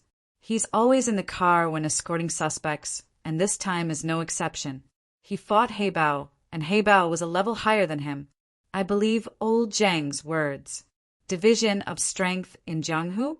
I've heard about it from Jun Bro." Lin Yi found the whole thing a little strange, but Lingshan's insistence meant that there had to be something else going on.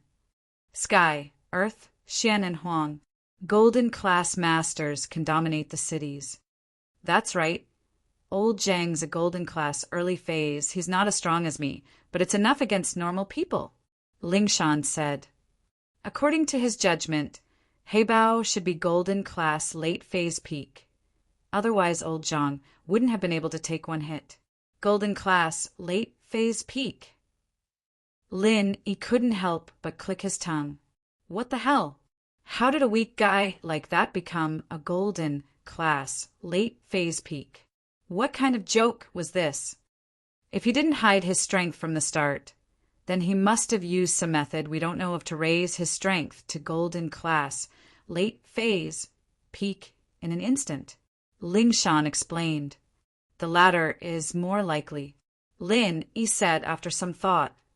If it's the first, then he wouldn't have to run away after getting caught. He could have killed me when I was beating him up and run away before you guys showed up. Of course, Lin, he was exaggerating a little. It wasn't that easy for a peak late phase golden class to kill him. Although this division of strength was a relatively common way of dividing, it depended on the martial arts practiced by each person. When people of the same level really fought, there would be a huge difference in strength. That's right, we think so too, Lingshan said. This news will still get out, but I'm calling to remind you that you're the one who sent Heibao in, and I'm worried that he'll take revenge on you. Where do you live? Shall I send some policemen to guard the area? No need.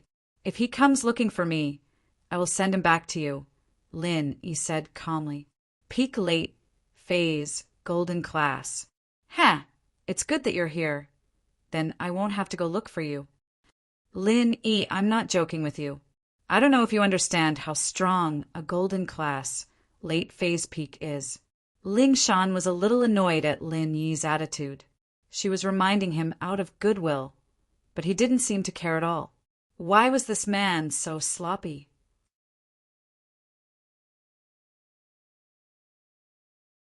How could he become Captain Yang's friend? I know. I'm just a little stronger than you. Don't worry. I'm just a little stronger than you. I'll be fine. Lin Yi said seriously. Oh. Lingshan was a little speechless. Do what you want. I'm reminding you already. Lingshan hung up the phone, pissed off. What kind of person was this? Treating good intentions like bad intentions. Ah, Heibao? Suddenly increased strength? This is quite interesting. Lin Yi mumbled to himself as he put the phone aside. But so be it. He could go wherever he wanted, as long as he didn't bother Lin Yi. Yushu tried to sneak away from Meng Yao a couple of times before dinner, but Meng Yao noticed her every time she tried. Yushu, where are you going? Ugh. Yao Yao, I'm going to the washroom. Yushu said weakly. There's one in the room. What are you going to do? Meng Yao pointed at the washroom. Oh, I forgot. I thought it was in school. Yushu said helplessly as she got up. Give me your phone. Meng Yao didn't let her go. Ah, okay. Yushu handed her phone over, completely giving up on the idea. It seemed like she had to confess tonight. The dinner wasn't delivered by Faubert, but by an assistant from Pengzhan's company. Faubert had called Meng Yao earlier to tell her that he was going to a business event with a Mr. Chu, and that the person delivering the dinner was the company's assistant. Meng Yao didn't mind, however. This kind of thing happened quite often in the past, and she knew the assistant as well. She agreed without a second thought. The villa's doorbell rang at 6, and Lin Yi went to open the door, thinking that it was Faubert delivering the dinner. He didn't expect it to be a man he didn't know. May I ask who you're looking for? Lin Yi didn't open the door for him, asking instead. The man paused as he looked at the house number. He wasn't at the wrong place, was he? Wasn't this the Miss House? Why was there a man here? Only Pengzhan and Faubert knew that Lin Yi was living here, and no one else in the company knew about it. It was no wonder that the assistant was confused. Excuse me, is this Miss Meng Yao's house? I'm looking for her. The man asked carefully after making sure that he wasn't at the wrong place. Oh, you're looking for Yao Yao? What's up? Lin Yi looked at the man suspiciously, but Lin Yi could guess what he was here for when he saw the lunchbox in the man's hand. Since Faubert was going to a business event with Pengzhan, naturally he couldn't deliver Meng Yao's dinner at night. It was normal for him to send someone else. You're here to deliver the dinner? Lin Yi asked before the man could say anything. Ah, yeah. The man nodded. He was getting more and more curious about Lin Yi's identity. Who was this man who appeared in the Miss House? Especially when he addressed Miss intimately, calling her Yao Yao. This man couldn't be the Miss boyfriend, could he? She brought him home when Mr. Chu wasn't at home, but he didn't expect to bump into him. The man felt sad at the thought. He thought that this was a good chance for him to show off. Only trustworthy people could do private things for the company's leaders. Others couldn't do it, even if they wanted to. But he was so unlucky that he bumped into the Miss boyfriend. If he found out about the Miss puppy love, how could he get over it? If the Miss got angry and said bad things about him in front of Mr. Chu, thinking that his bright future had become so gloomy, the man felt sad for a while.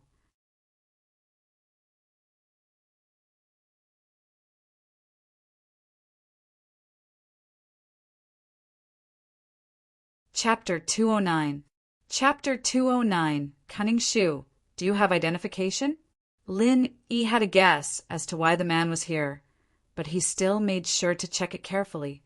This was a critical time, after all, and it wasn't the time to be messing around. What if the man was a fake and had come with a box of poison? Ah, I do.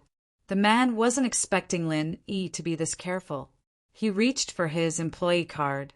Meng Yao and Yushu heard the doorbell ringing as well. Meng Yao remembered that Faubert wasn't the one delivering the food today, and Lin Yi might not know who it was. She pulled Yushu downstairs. She was afraid that Yushu would use this opportunity to contact Lin Yi, so she dragged Yushu with her wherever she went. Assistant Zhang, you're here. Meng Yao saw Lin Yi asking for Assistant Zhang's identification as soon as she stepped out of the villa. She felt a little touched by the guy's attentiveness. Miss Chu, Mr. Li went to a nearby city. I'm here to deliver the food for him. Assistant Zhang's face was filled with danger as soon as he saw Meng Yao. He was pissed that he'd caught Meng Yao cheating with her boyfriend, but he had to act like he didn't know anything. Yeah, I got it. Faubert called me, Meng Yao said as she looked at Lin Yi. Lin Yi, this is Assistant Zhang. Just take it when he comes to deliver the food. All right. Lin Yi nodded as he took the box from Assistant Zhang's hands. Meng Yao, on the other hand, didn't think too much about it. Lin Yi living here was her dad's arrangement, and she didn't have any dirty thoughts about it. How would she know what Assistant Zhang was thinking? Assistant Zhang handed the box to Lin Yi before leaving in a hurry. He didn't want to stay any longer in an atmosphere like this. Lin Yi shook his head as he watched Assistant Zhang's hurried back. What was the guy leaving in such a hurry for? Lin Yi took the lunchbox and was about to walk into the villa when Yushu rolled her eyes, thinking about how she should interact with Lin Yi in private. Her eyes landed on the beetle in the yard. Shield bro, how's my car? Not bad, right? It's okay. Lin Yi's heart tightened. This girl wouldn't find out that the car was damaged by me, right? Oh. Yushu's mind raced as she looked at Meng Yao, trying to figure out what to say to Lin Yi. Where are my photos? Why is the ornament on the front of my car gone? Shield bro, hurry up and open the door, I'll go take a look. Shu, are you trying to start a conversation? Meng Yao could tell that something was wrong with Yushu. I took that picture when I was 15. I won't look like that anymore. I have to see where it went. Yushu explained. 15 years old? Meng Yao was pissed. Who could grow smaller and smaller? Who could grow back to how they looked when they were young? Wasn't that **T? What do you mean you won't grow back? I took the picture and put it in the drawer. It'd be bad if Kong Xiaobo recognized me driving your car. Lin Yi didn't know what was wrong with Yushu today, but the way she spoke was weird. Oh, then show me if it's still there. I don't believe you. Did you lose it or break it? Yushu wasn't going to let it go. Shu. Meng Yao naturally knew what she was thinking. She was just trying to tell Lin Yi what was going on, wasn't she? She frowned. Lin Yi, open the door and show her. Meng Yao wanted Lin Yi to open the car door and let Shu have a look and she'd stop. Shu wouldn't be able to do anything with him watching from the side. All right. Lin Yi didn't want to open the door at first, but since the miss had spoken, Lin Yi had no choice but to open the door. He hoped that Yushu wouldn't look at the back seat. Oh, it's here. Yushu found her accessory. She wasn't actually looking for it, but she wanted to use the opportunity to hint to Lin Yi about tonight's action. It'd be too awkward if she confessed abruptly. All right, Shu, since you found it, let's go back to the villa for dinner. We have important things to do after dinner. Meng Yao emphasized the word important, hinting to Yushu that she shouldn't think about anything else and just wait for the confession. Oh, if I can't hang it in the front, I'll hang it in the back then. No one's looking at the back, right? Yushu, of course, wouldn't leave. Her eyes darted back and forth in the car. Suddenly, her gaze stopped at the roof of the back seat of the Beetle. Shield bro, how did my car become like this? Lin Yi was troubled as well. This Yushu never cared about her car. She'd left it in the garage for so long, and she didn't even bother to look at it. What was up with her today? She looked left and right and finally noticed something wrong. Meng Yao thought that Yushu was trying to stall for time again. She pulled on her hand.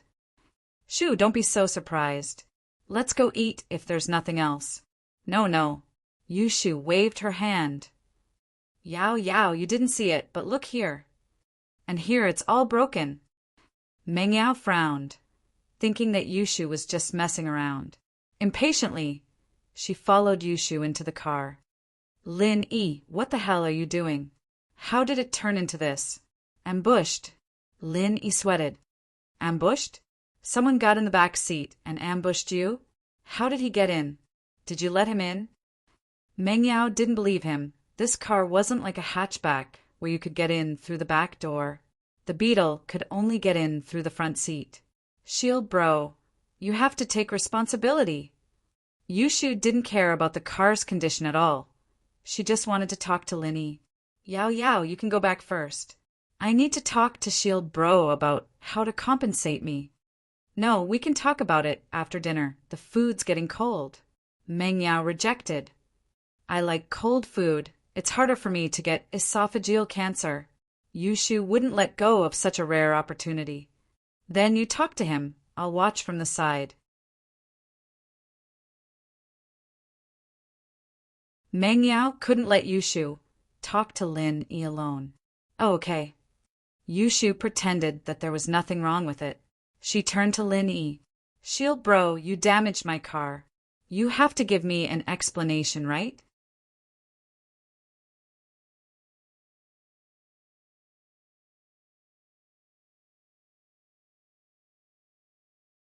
Chapter 210. Reaching an agreement, of course. That wasn't the main thing. What surprised Lin Yi the most was that Yushu didn't show any anger or heartache after seeing her car wrecked. Instead, her eyes lit up with excitement. It was as if her car being wrecked was something to be happy about. Yushu sounded like she cared about it, but Lin Yi could see something else in her eyes. Yushu wasn't angry about her car being wrecked at all. Could it be that she had some ulterior motive? Lin Yi felt that the two girls were hiding something from him as he watched Meng Yao rush them. What do you mean? You're not going to ask me to marry you, are you? Lin Yi said innocently as he looked at Yushu. Ugh. Yushu paused at Lin Yi's words. She was already worried about the confession, and now that Lin Yi was talking about marrying her, she couldn't help but blush. At that moment, Meng Yao's phone rang. She took it out and saw that it was her dad's number. Meng Yao didn't want to be distracted at a time like this, but she couldn't just ignore the call. Hello, Daddy? Meng Yao picked up. Yao Yao, I'm having a meeting in a nearby city. I asked Zhang to send you guys dinner. Is he here already? Ping Zhan's voice sounded from the other side of the phone. Yeah, he just left. Meng Yao was a little impatient. She wanted to end the call as soon as possible. On the other side, Yushu whispered to Lin Yi while Meng Yao was on the phone. Shield bro, put on a show with me after dinner, and we'll forget about the car. Got it. What? Lin Yi was just about to ask what show she was going to put on when Yushu interrupted him loudly. Shield bro, you broke my car. You have to promise me one thing. I haven't thought about it yet. I'll tell you when I'm done. Yushu said loudly. She was afraid that Lin Yi's questions would attract Meng Yao's attention. Seeing how secretive Yushu was, Lin Yi understood that she was hiding something from Meng Yao. Lin Yi could have rejected the offer at all, since he was hired by Ping Zhan and Meng Yao was his first responsibility. But Yushu was using the car as an excuse, and Lin Yi could only nod in agreement. Shu, lower your voice. Meng Yao frowned as she couldn't hear her dad's voice clearly. Yao Yao, are you talking with Shu? All right, there's nothing else. I'll be going back tomorrow. See you later. Ping Zhan hung up the phone in a hurry after hearing her daughter's words. Oh, okay. Bye, Daddy. Meng Yao hung up. His eyes were on Yushu. Shu, what are you trying to do? Nothing. Yushu stuck her tongue out. I want Shield bro to compensate me, but I haven't thought about what I want yet. So I asked him to promise me something. Shield bro, you haven't said anything yet. All right. Lin Yi knew that she was putting on an act, so he agreed. Then it's a deal. Yushu nodded with a smile before turning to Meng Yao. Yao Yao, Shield bro, and I've come to an agreement on the car. Let's have dinner. Wow, there's braised anchovies, my favorite, la la la. Yushu nodded with a grin before turning to Meng Yao. With that, Yushu snatched the lunchbox from Lin Yi's hands and ran into the villa. Meng Yao looked at Yushu, puzzled. What was wrong with her? Why was she acting so crazy? Did she tell Lin Yi already? It didn't seem like it. She kept staring at her, and Yushu didn't have time to say anything. She looked at Lin Yi. What's wrong with Shu? How would I know? Lin Yi shrugged. If I hadn't seen her chest in the afternoon, I would have thought it was her head. Don't talk nonsense. Meng Yao rolled her eyes at Lin Yi. Don't talk nonsense about Shu. Lin Yi smiled faintly. You've been blinded by Shu, and you're still speaking up for her? The two walked into the villa, and Yushu had already placed the dishes on the dining table. She had 3 sets of utensils, and each of them had a bowl of rice. Yushu was in a great mood now that her worries were gone. She was almost humming a tune. Of course! She couldn't let Meng Yao see that, or she'd be done for. Meng Yao was a little confused at how diligent Yushu was, but she didn't say anything. She sat down at her usual seat and saw that Lin Yi was still standing there. She pointed at the other side of the table. You eat too, you can eat with us next time, so we don't have to leave room for you. Okay. Lin Yi's status in the family had risen noticeably. From the leftovers they could only eat at the beginning to saving some for themselves, and now they were eating together. It seemed that Meng Yao was slowly accepting the fact that she was a part of the family as well. Yushu, on the other hand, didn't seem to mind. The girl didn't have a temper, nor did she have a temper, and was easy to get along with. It was just that the things she did made people's hair stand on end. Yao Yao, today's braised fish is really good. Do you want to try it? Yushu said as she put a piece of the fish into Meng Yao's mouth. It was delicious. Shu, do you have ADHD today? I don't see you like this, usually. Meng Yao couldn't take it anymore. Yao Yao, I'm about to take an important step in my life, so I'm excited. You know. Yushu said. Meng Yao didn't know what to say. An important step? Did you really think that confession was real? An important step? Meng Yao wasn't happy at the thought. You're just joking. Why are you being so serious? Lin Yi ate the food on the table, quietly. Lin Yi didn't like to talk much during meal times, especially when it was a topic he couldn't join in on. Lin Yi didn't want to say anything either. Be it Meng Yao or Yushu, both of them were acting weird today. He didn't know what Yushu was talking about when she said he'd play along with her. It was a little weird.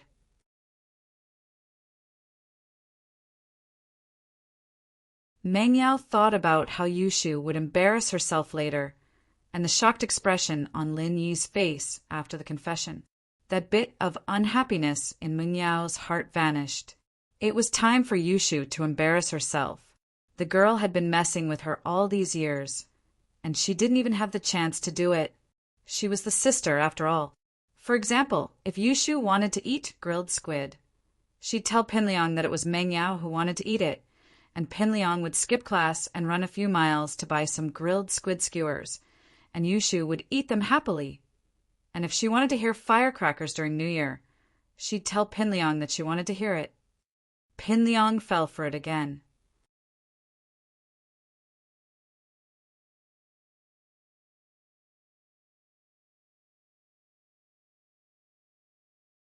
Chapter 211.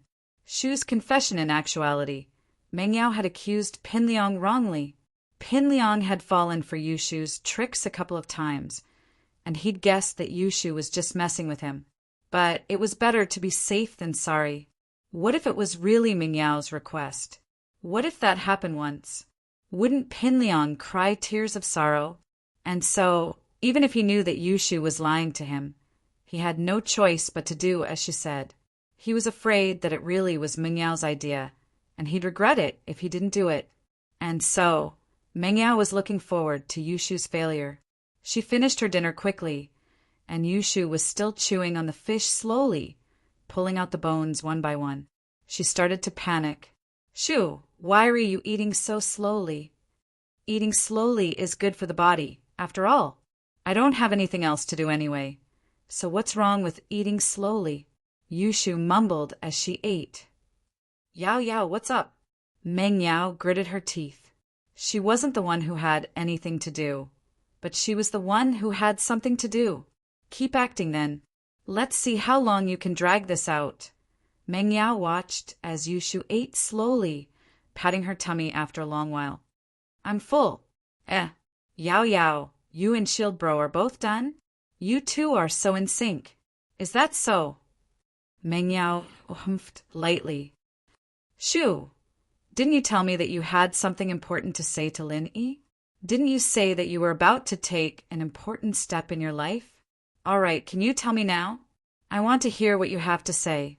Lin Yi was about to go back to his room after dinner when Meng Yao's words reminded him of what Yushu had said to him. He looked at Yushu, confused. What did she want to say to him? Was she going to play along with her? Yeah, then I'll say it? Yushu looked at Meng Yao, then back at Lin Yi. She was a little embarrassed now. Hurry up, Meng Yao urged. Shield Bro, I like you. Actually, I've had a crush on you for a long time now. Yushu stood up all of a sudden and put her palms together in front of her chest as she looked at Lin Yi, her heart pounding a little as she recalled the scene of a girl confessing her love under the tree when she cleared the game. Ugh. Lin Yi blinked as he remembered Yushu's reminder. Wasn't this what they called acting? At the thought, Lin Yi stood up excitedly and grabbed Yushu's hand. Lil sis Shu, I like you too. Actually, when I first came to this villa, I started to like you. It was just that he had never dared to confess. Actually, I really like you, and Yao Yao. Ahem.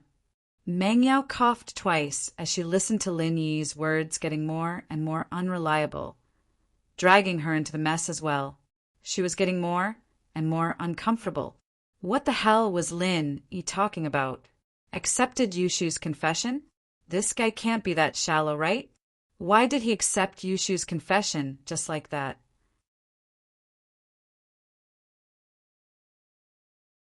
He looked really excited, as if he'd been waiting for a long time.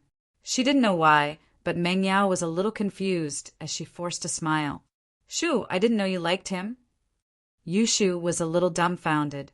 She didn't think that Lin Yi would have such a strong reaction, even grabbing her hand and confessing to her. Yushu's heart was in a mess. Her heart was beating really fast. Shield Bro liked her? It couldn't be, right? She'd always thought that he liked Yao Yao sis. But she'd just told him to put on an act with her, so he should be acting now, right? Yushu let out a sigh of relief at the thought. But at the same time, she felt a little disappointed. Would Shield Bro accept her if she really did confess? Yushu blushed a little. The sudden cough from Meng Yao snapped Yushu back to reality as she looked at Meng Yao a little embarrassed. Yao Yao sis, I'm done with my confession, so don't bring it up again. Lin Yi, aren't you going to say something about it? Meng Yao was a little curious. Lin Yi was so excited earlier. Why did he seem to be back to normal in the blink of an eye? Say what? Lin Yi sat there looking at Meng Yao. I said it. She confessed and I accepted. That's it? Aren't you excited? Meng Yao was a little surprised. What's there to be excited about? Who knows if she's telling the truth or not? Lin Yi shrugged. She's always been this crazy. Ugh. Meng Yao opened her mouth, but didn't say anything. Did Lin Yi know that Yushu's confession was just a farce? Meng Yao was a little disappointed, but at the same time she was happy. So Lin Yi wasn't accepting Shu's confession? Meng Yao felt that her emotions were a mess right now, and she couldn't stay here any longer. She needed to go back to her room to calm down. Shu, let's go. Meng Yao pulled Yushu up and walked to the second floor, leaving Lin Yi alone in the dining room. Yushu turned around and made a face at Lin Yi, as if the confession hadn't happened at all. Lin Yi smiled. What the hell were these two girls doing? He put away the leftover fish and some side dishes, preparing to make a meal of potatoes with the fish the next morning. After that, Lin Yi went back to his room. Lin Yi was prepared for Yushu's confession, so he didn't think too much about it. Meng Yao, on the other hand, started to worry as she went upstairs. What if it wasn't Shu who got stuck today and she lost instead? Would he confess his love to her? Would Lin Yi take it seriously if it were her? She wasn't like Shu, who didn't trust her words and actions. Maybe Lin, he would believe her then. At that thought, Meng Yao suddenly felt a little annoyed at herself for acting so smart today. She should have just hid in Lin Yi's room and let Shu find her. But why was she confessing to Lin Yi? She didn't even like him? Meng Yao suddenly thought of this and shook her head to get rid of the messy thoughts she'd been having. Yao Yao, what are you doing?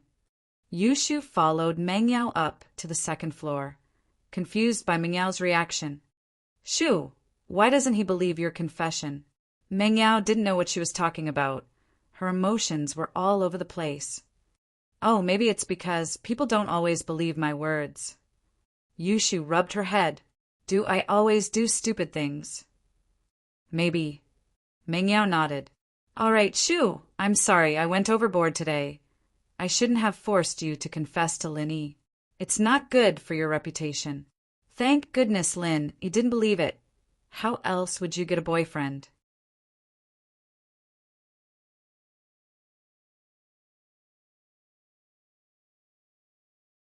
Chapter 212.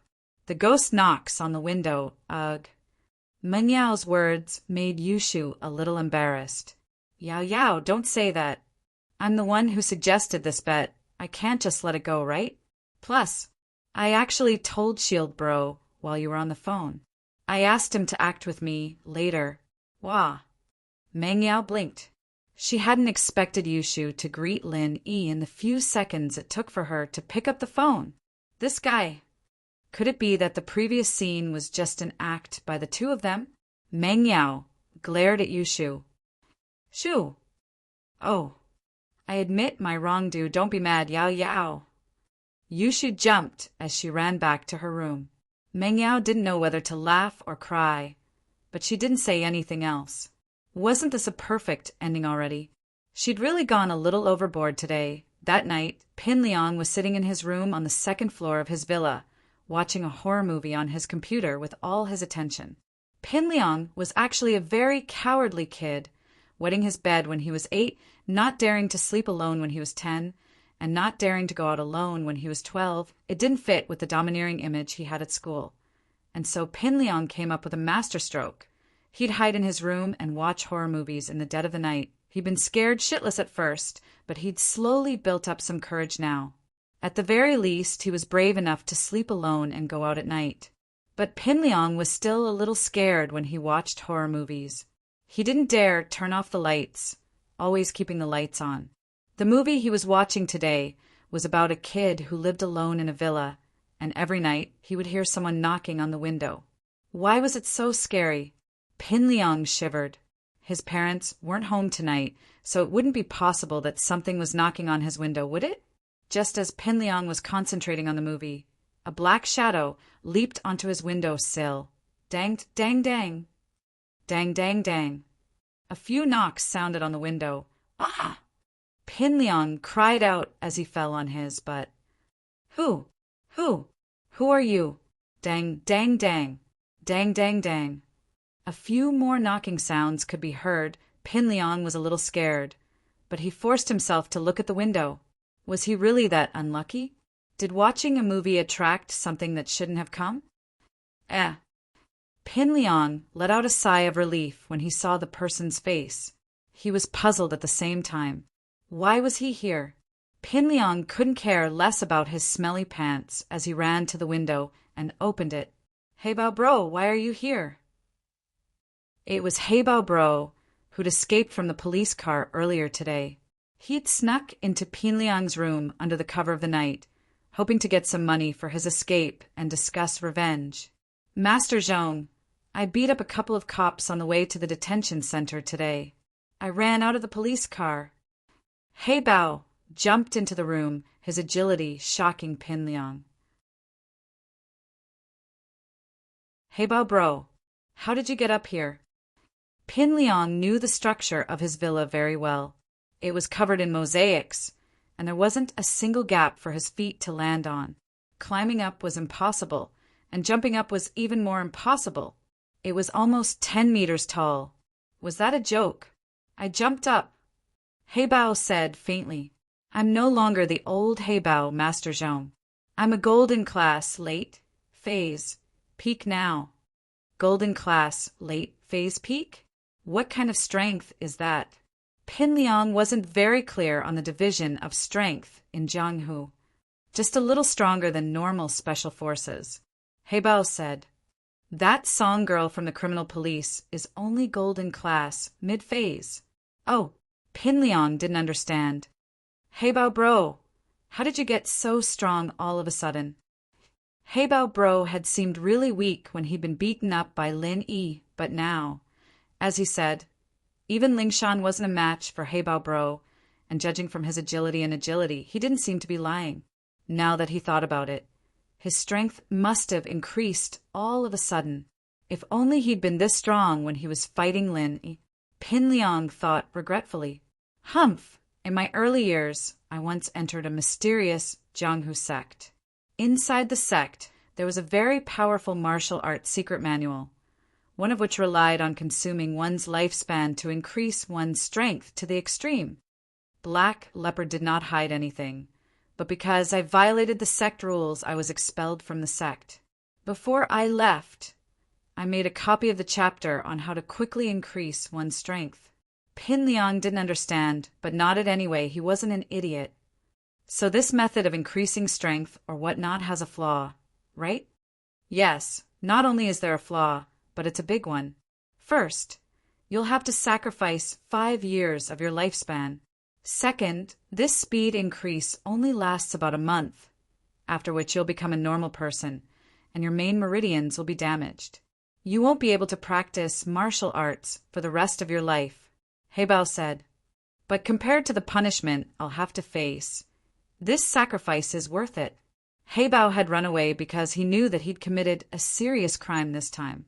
Illegal possession of a gun, causing trouble, intentional injury, plus the fact that he didn't commit any crimes in the past and had some previous records in the police station. Now that everything had been dug up, he'd probably have to face at least 10 years in prison. He Bao couldn't wait any longer, and so he'd taken the risk. 10 years in prison. For someone like He Bao who loved to enjoy life, he'd rather die. He'd escaped to do 2 things. One was to find Lin Yi for revenge. Not only had the guy sent him to the police station, but half of his face hadn't even recovered yet, and the wound on his hand from the gun was still throbbing. This was the greatest humiliation He Bao had ever suffered since he'd started his career. The second was to borrow some money from Pin Liang after dealing with Lin Yi, and then run away from the city, living the rest of his life in style.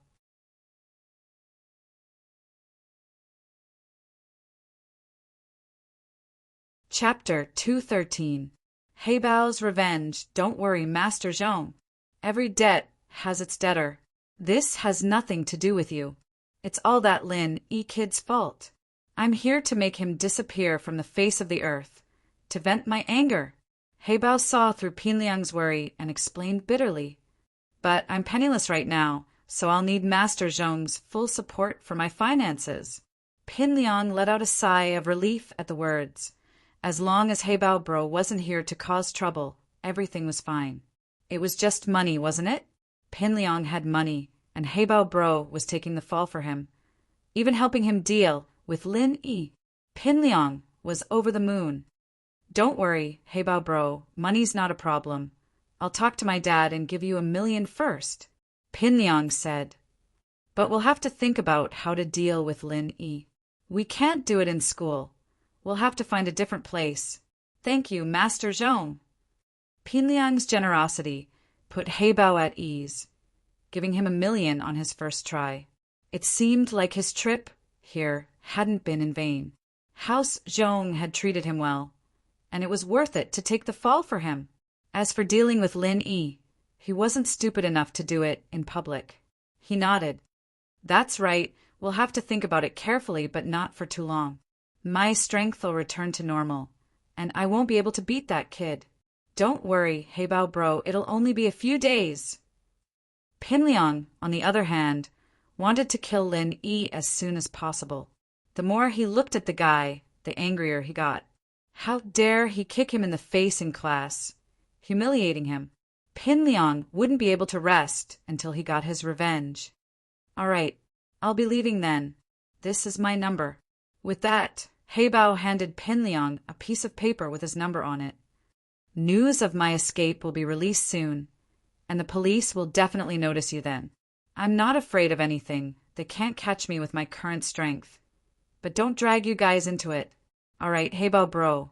I'll tell my dad to give you a call once I've gathered 1,000,000. Pin Liang said, a little touched. This Heibao bro was a good person, not afraid of getting him involved. There's no need to rush. Let's get rid of Lin Yi first. Black Panther was obviously so angry with Lin Yi that he gnashed his teeth. If that kid doesn't die, I won't be at ease for the rest of my life. All right, Heibao bro, you go first. I'll talk to my dad and think of a way to deal with Lin Yi. I'll call you later. Pin Liang nodded. Heibao nodded and didn't say anything else. He patted Pin Liang's shoulder and jumped up the window, disappearing into the darkness. F***ck can't be? Why does he look like a legendary martial arts master? Pin Liang looked at the empty window and couldn't help but click his tongue. He walked to the window and looked down. Heibao bro was long gone.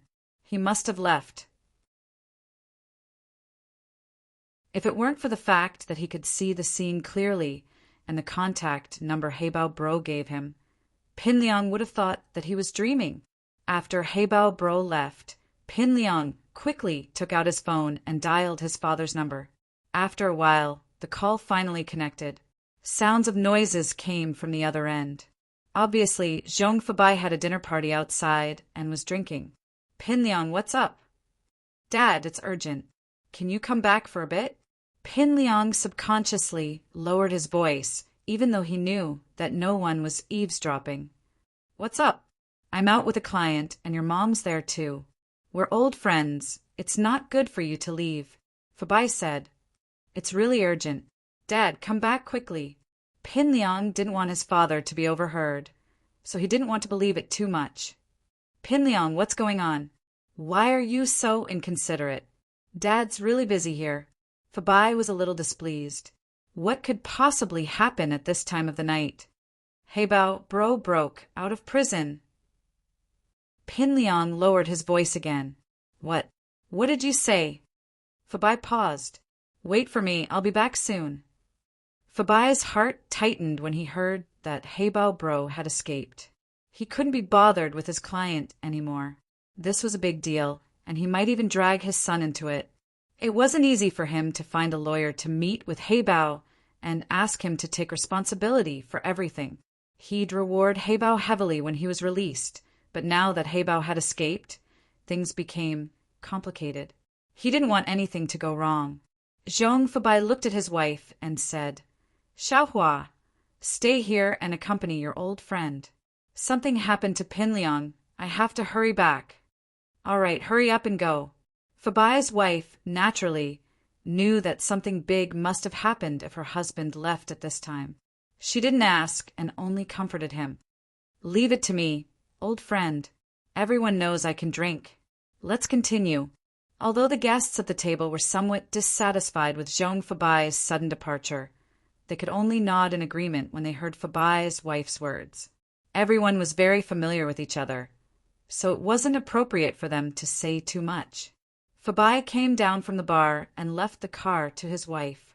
He flagged down a taxi and went back home. He didn't even bother to take off his coat. He shouted as soon as he entered the door. Pin Liang, where are you? I'm back. Pin Liang heard his father's voice and quickly ran out of the room. Dad, I'm here. What happened? How did Heibao escape? Tell me, how did you find out about this? The news didn't spread? Fabai asked, confused. After all, Heibao escaping was a big deal. The news should be out, but there was no news yet. How did Pin Liang know? However, before Pin Liang could say anything, Fabai's phone rang. Zhong Fabai looked at the caller ID and immediately gestured to his son to keep quiet. He picked up the phone. Captain Song, it's so late. Why are you calling me? Chairman Zhong? I have bad news for you. Heibao escaped. Lingshan didn't want to make this call, but she had to. After Heibao escaped, one of his targets was Lin Yi and the other was Fabai.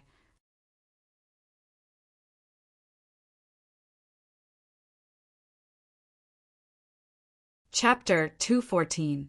Late night Fabai had adopted a nonchalant attitude ever since Heibao entered the police station. He'd only hired a lawyer and ignored Heibao after that. Logically speaking, with Fabai's connections in the city, he should have been able to find a few people he could talk to. But there wasn't any. Ling Shan thought that Fabai was afraid of getting her and his son into trouble, so he gave up on Heibao. Naturally, she didn't know that Fabai had already reached an agreement with Heibao through a lawyer, so Heibao wouldn't go after House Zhong. "Oh, is that so?"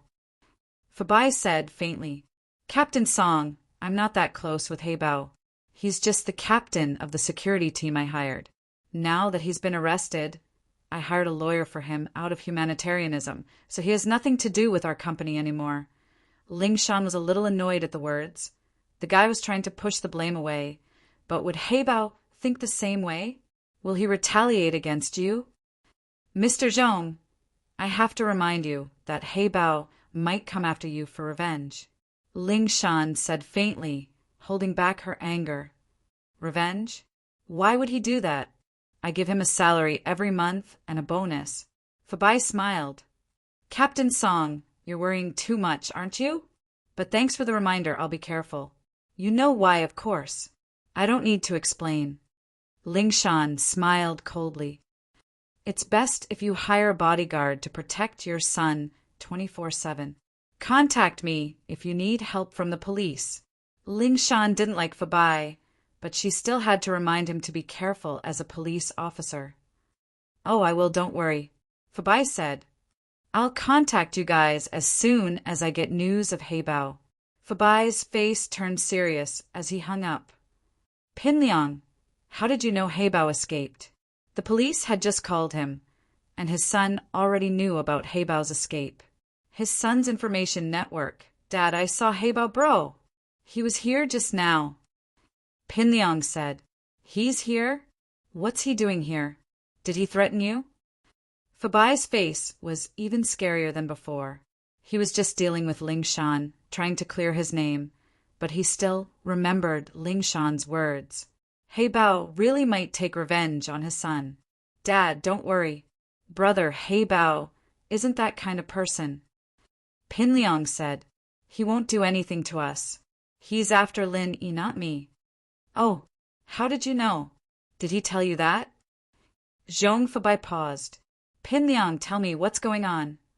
"Dad, it's like this," Pin Liang explained. "I was watching a movie in my room when a black shadow jumped onto the windowsill, giving me a fright." "Jump onto the windowsill? Are you kidding me? Your room is on the second floor, and it's almost 10 meters high." Fabai paused, looking at his son in disbelief. "Dad, I'm not too sure, but he said that he joined a sect a long time ago, and that sect has a martial art that can quickly increase a person's strength.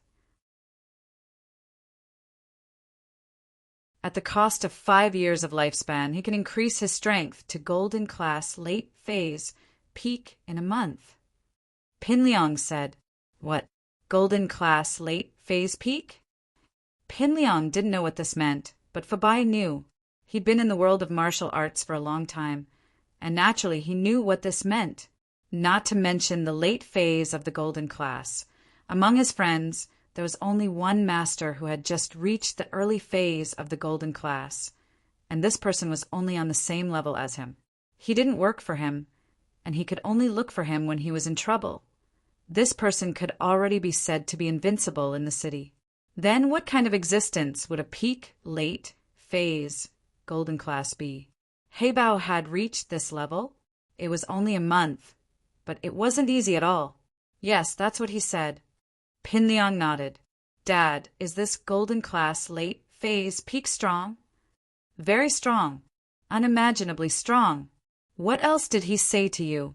Fabai sucked in a breath of cold air. If he hadn't reached an agreement with Heibao through his lawyer, Pin Liang and himself would have been the first targets of Heibao's revenge.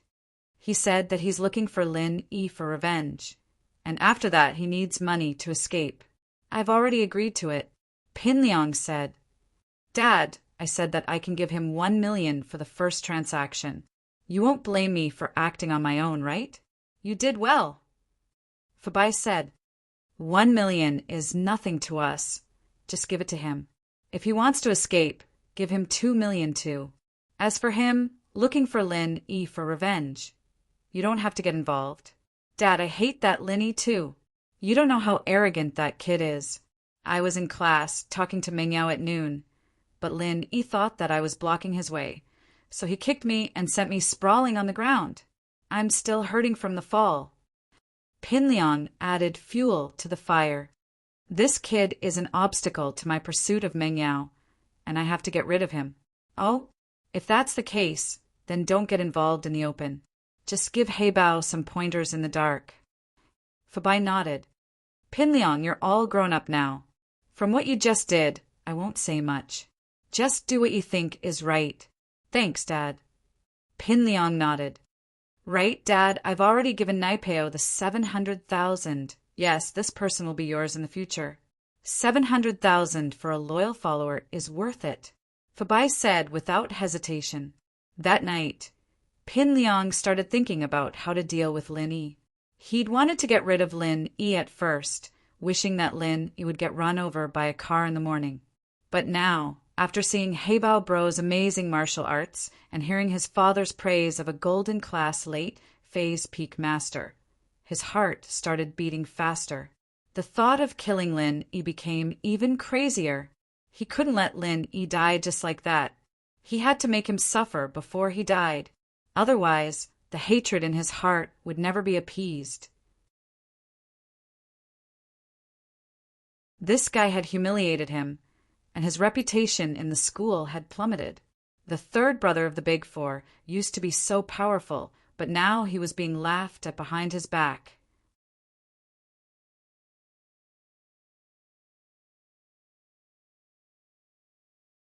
Chapter 215. Chance meeting at the hospital. Pin Liang had grown up in a family like this, with a father who was half black and half white. He was a coward, but that didn't mean he wasn't a coward. He wanted Lin Yi to die, but he didn't feel guilty at all. Not only that, but he wanted Lin Yi to die even more cruelly. That was the difference between a child born in a family like this and a normal one. What could he do to make Lin Yi suffer more? Pin Liang wasn't interested in physical torture anymore, and beating up Lin Yi was pointless. The mental torture was far more painful than the physical torture. Pin Liang, who'd been watching horror movies to build up his courage, knew this very well. So, if he wanted to torture Lin Yi, he'd have to start with his soul and spirit. Right?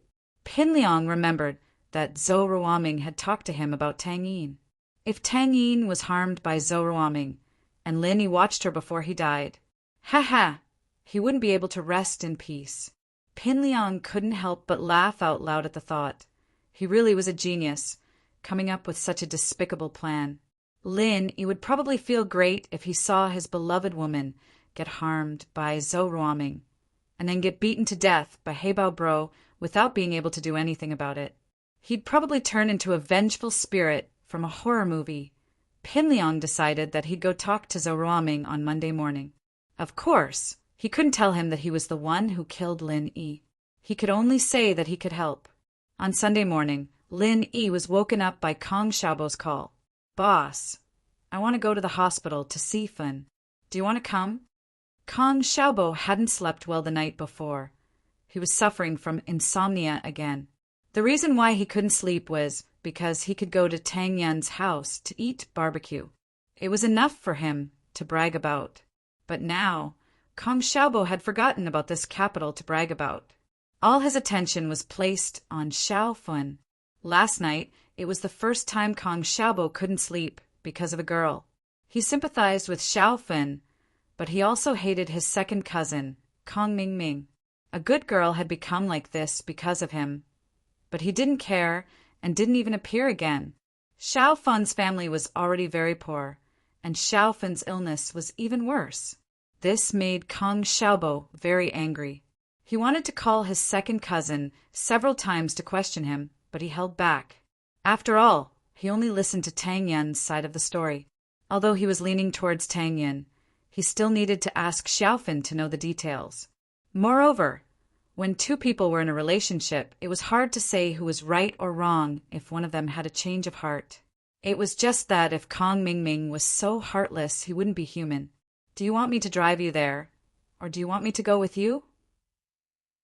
Lin Yi took the phone and got up from the bed. Both. Kong Xiaobo laughed.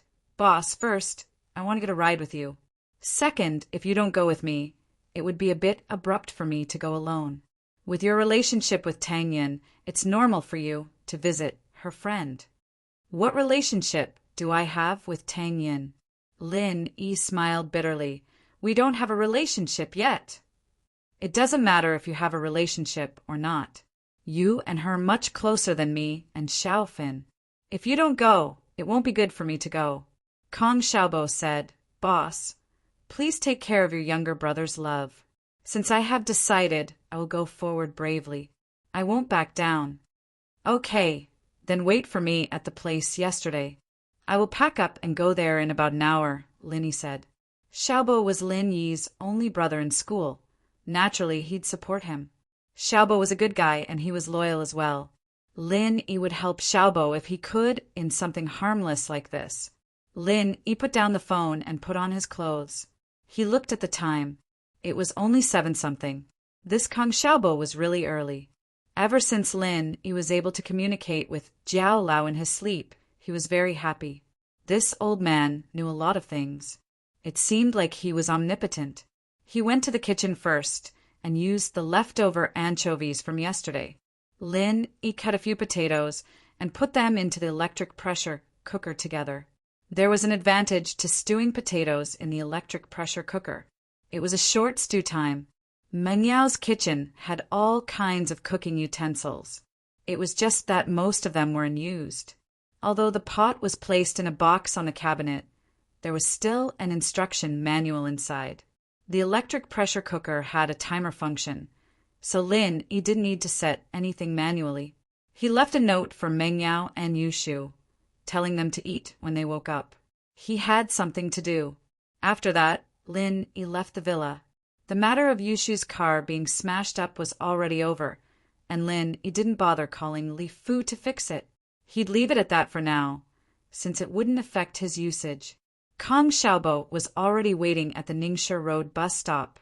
Lin Yi picked him up and headed to Songshan's First People's Hospital. He didn't see Fun's family in the emergency room. Fun's bed had been replaced by an old auntie. Kong Xiaobo asked around and found out that Fun's family had been transferred to the inpatient department. Guan Xan, the nurse who'd helped him change his bandages earlier, came in with the medicine. She was slightly taken aback when she saw Lin Yi. Lin Yi, why are you here? Guan Xan's voice was a little surprised. Guan Xan had been worried about Lin Yi's injury for the past few days. Lin Yi hadn't come back since Lin Yi changed his bandages, and Guan Xan was worried that something had gone wrong. In fact, Guan Xan was looking forward to seeing Lin Yi more often. She had an indescribable fondness for the man who saved her life. It wasn't exactly fond. Guan Xan wasn't that infatuated with him, but it was a good feeling. She'd think about him when she couldn't see him. She'd thought that she'd never see Lin Yi again, but here she was again in the hospital. Guan Xan was both surprised and happy. Guan Xan?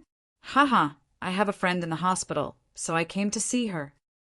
Lin Yi wasn't expecting to see Guan Xan here. Oh, Guan Xan nodded. The injury on your leg, it's healed a long time ago. Lin Yi smiled. Thank you.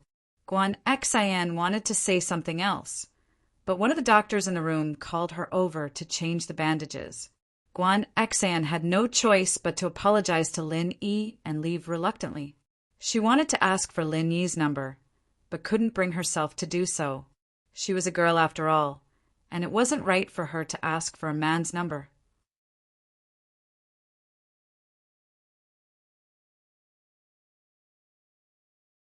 Chapter 216. Understanding in the ward area, Lin Yi and Kong Xiaobo found Fun's room. It was an 8-person room, even more crowded than a 4-person room in the emergency room.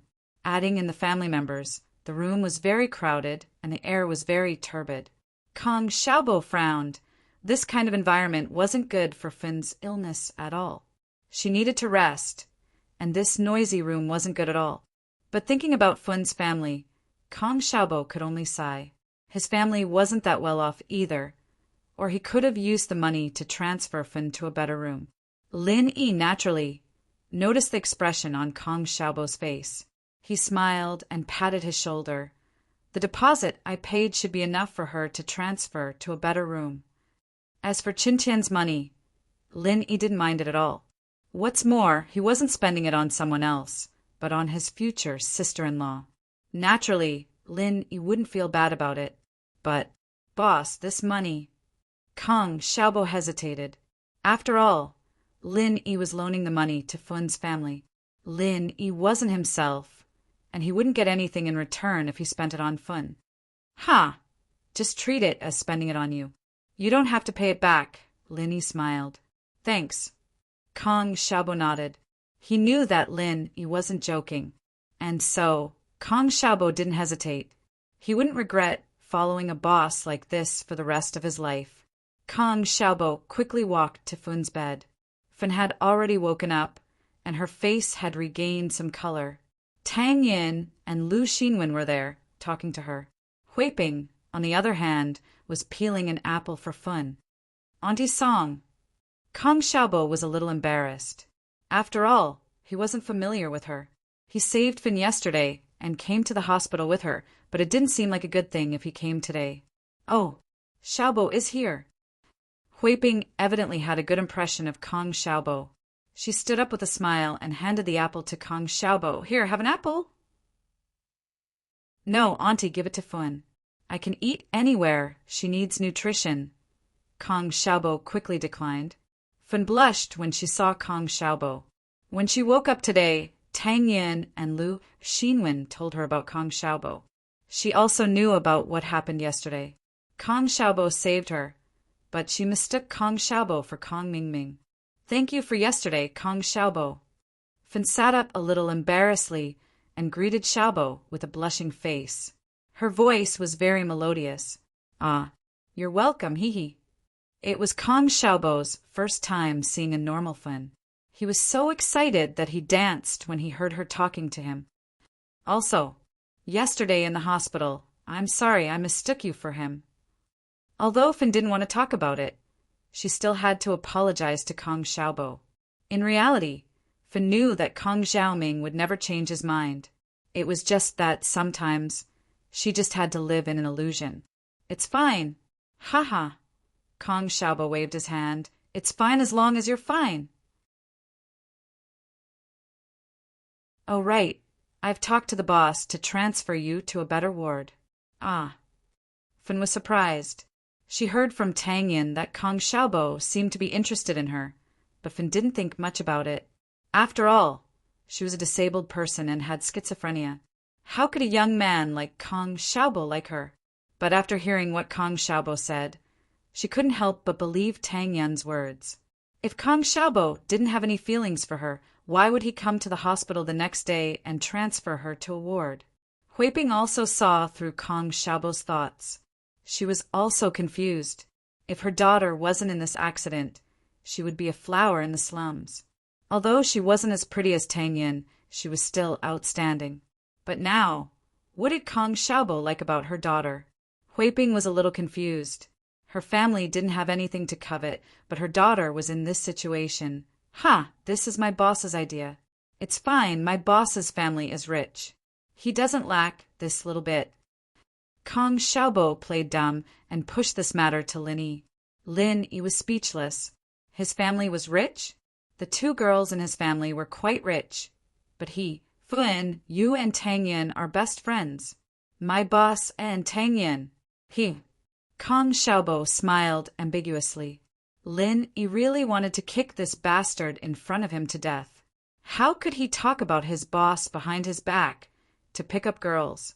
Did he drag his relationship with Tang Yin into this? As expected, Tang Yin glared at Kong Xiaobo unhappily. but she couldn't refute it, because Kong Xiaobo's intention was good. He wanted to change Fun to a better ward. Tang Yin also knew that this kind of ward wasn't good for Fun's condition.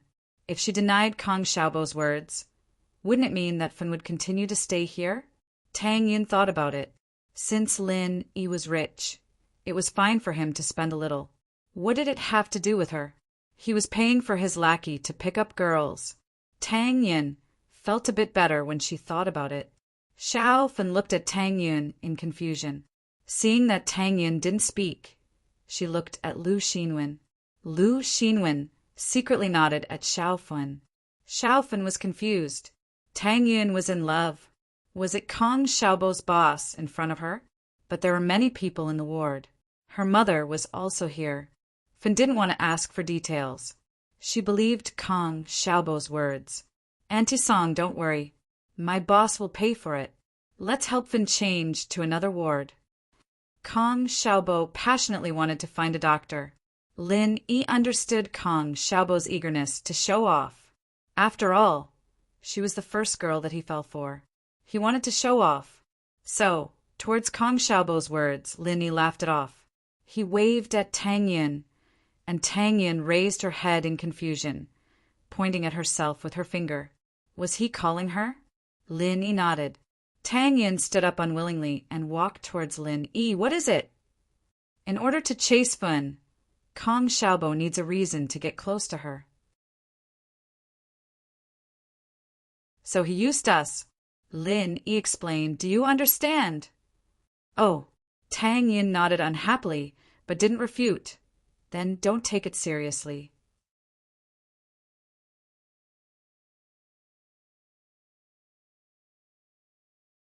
Chapter 217. Chapter 217. Ward disturbance. Tang Yin hesitated for a bit before following Lin Yi out of the ward. Xiaofan didn't say anything about her impression of Kong Xiaobo. She should only be grateful, right? Then, do you think there's any hope for him? Lin Yi asked. How would I know? Tang Yin humphed. Everyone around you is learning from you, going after girls instead of going to school. Let's not talk about me, Lin Yi said. But I think Kong Xiaobo probably has feelings for her. Tang Yin looked at Kong Xiaobo's back thoughtfully. If Kong Xiaobo really did have feelings for her, then she wouldn't mind matchmaking them.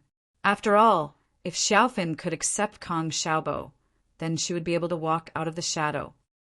Are you sure it's not just a moment of impulse? That he wants to be with Xiaofan for the rest of his life? Isn't he just playing around like you? Why do you always put it on me? I've never told you that I want to play with you. Lin Yi smiled bitterly. I'm not sure if Kong Xiaobo did it on a moment of impulse, but I don't think so. Tang Yin glared at Lin Yi. A girl's reputation is very important. Xiaofan has been hurt once, and she can't get hurt a second time. Lin Yi didn't think that Tang Yin was the type of girl who wouldn't let go once she set her eyes on someone. Most people would worry that their girlfriend would run away when they found a beautiful girlfriend, but Tang Yin wouldn't have such a problem. As the two were talking, Kong Xiaobo started arguing in front of them. Xiaobo was arguing with a middle-aged man about something, and Huiping was trying to calm him down with a worried look on her face. It's not like we don't have to pay for it. Why can't they arrange a separate room for us?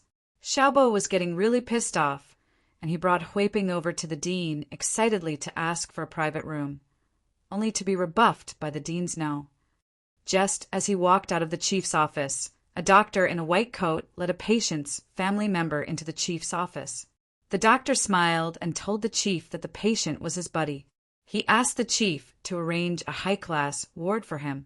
In the end, the chief didn't even think about it and arranged a private ward for the patient. This time, Kong Xiaobo was really anxious. You don't have any, do you? How come you don't have it when we go there? But when the people from the hospital bring their friends there, you have it.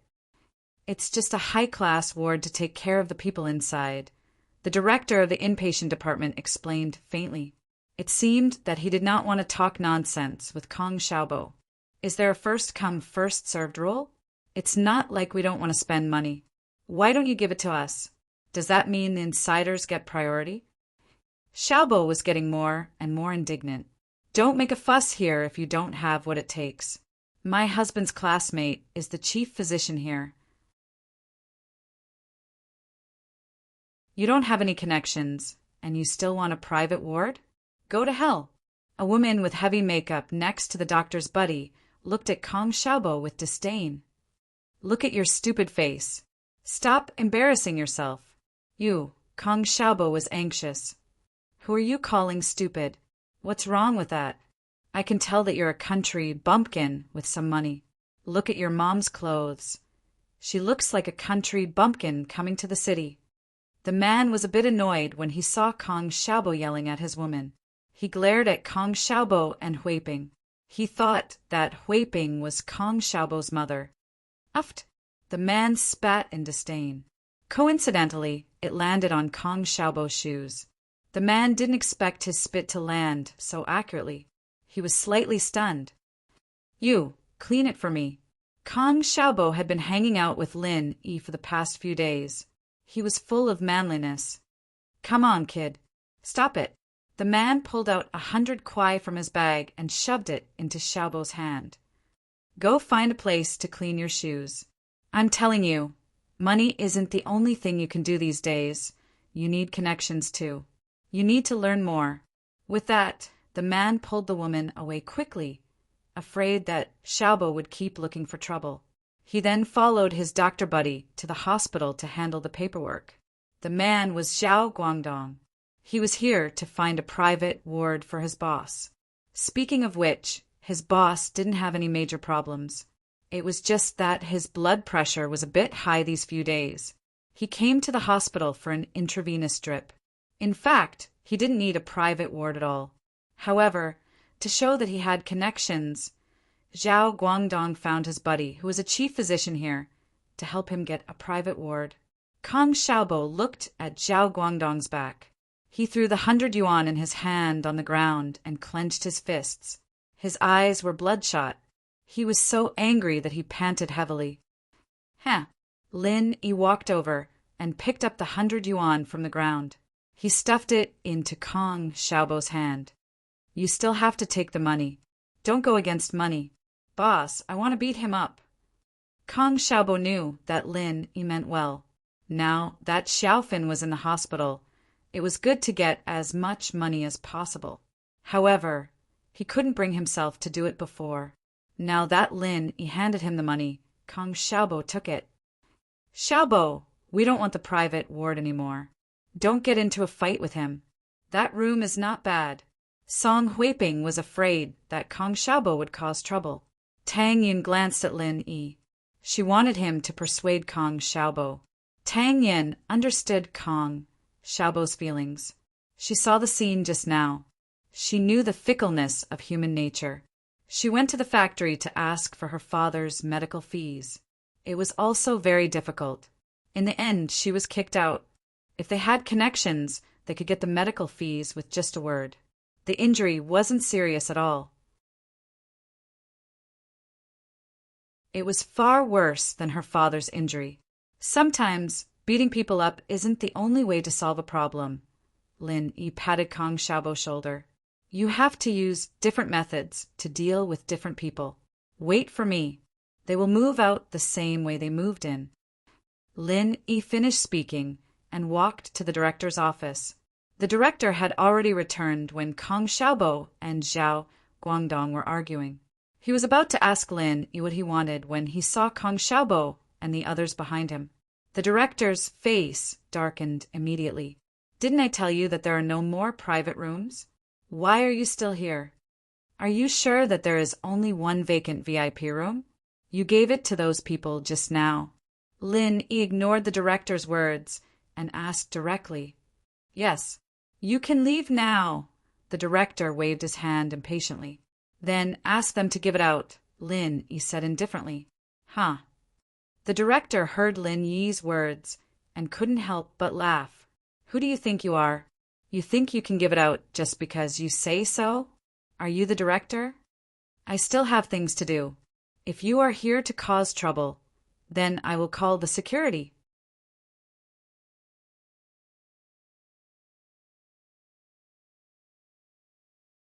Chapter 218. Dumbfounded. The director pursed his lips. Looking for someone? Who are you looking for? If you could find someone, why would you come to me directly? Just find someone from the hospital and bring them over. Wouldn't the room be yours? Now that only one room had been given away, it wouldn't be easy to find someone else. Even if you found someone from the hospital and heard that the room was given to someone from the hospital, they wouldn't force it. Wouldn't that be offending someone? Hello? Professor Guan? I'm Lin Yi. Naturally, the person Lin Yi was looking for was Guan Xuemin. Guan Xuemin was the director of Songshan Medical University, and Songshan First People's Hospital was an affiliated hospital of the university. Whether it was in terms of personnel or position, they had to listen to the school's arrangements.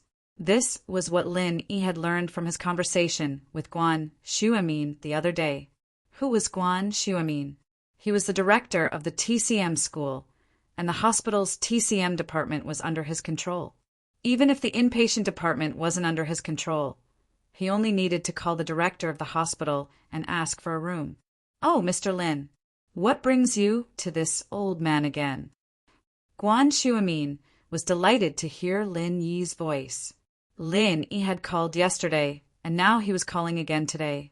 Guan Xuemin had wanted to get closer to Lin Yi. It's like this, Professor Guan. I'm at Songshan First People's Hospital. My friend is hospitalized here, and I want to spend money to get a VIP room. We came first, but the inpatient department director gave the room to someone he knew. Lin Yi didn't add fuel to the fire, only telling the truth about his current situation. Haha, I understand.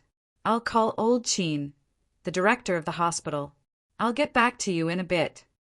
Guan Xuemin said with a smile. If it had been someone else looking for Guan Xuemin wouldn't have helped. Lin Yi had already made it clear that the inpatient department director had given the room to someone he knew. This was an unspoken rule, and Guan Xuemin wouldn't cause trouble for someone else over such a small matter. That would make him, a dignified director of the School of Chinese Medicine, look petty. Of course, this wasn't the crux of the problem. The crux of the problem was that although the hospital was an affiliated hospital of the school, it was jointly established with a company. His son was one of the shareholders of the hospital. Therefore, it was even more inappropriate for Guan Xuemin to interfere with the hospital's affairs. One phone call from him could cause a huge uproar. However, things were different now that it was Lin Yi who had brought the matter to him. He was a good friend and teacher to Lin Yi, so Guan Xuemin was naturally very concerned about his matters.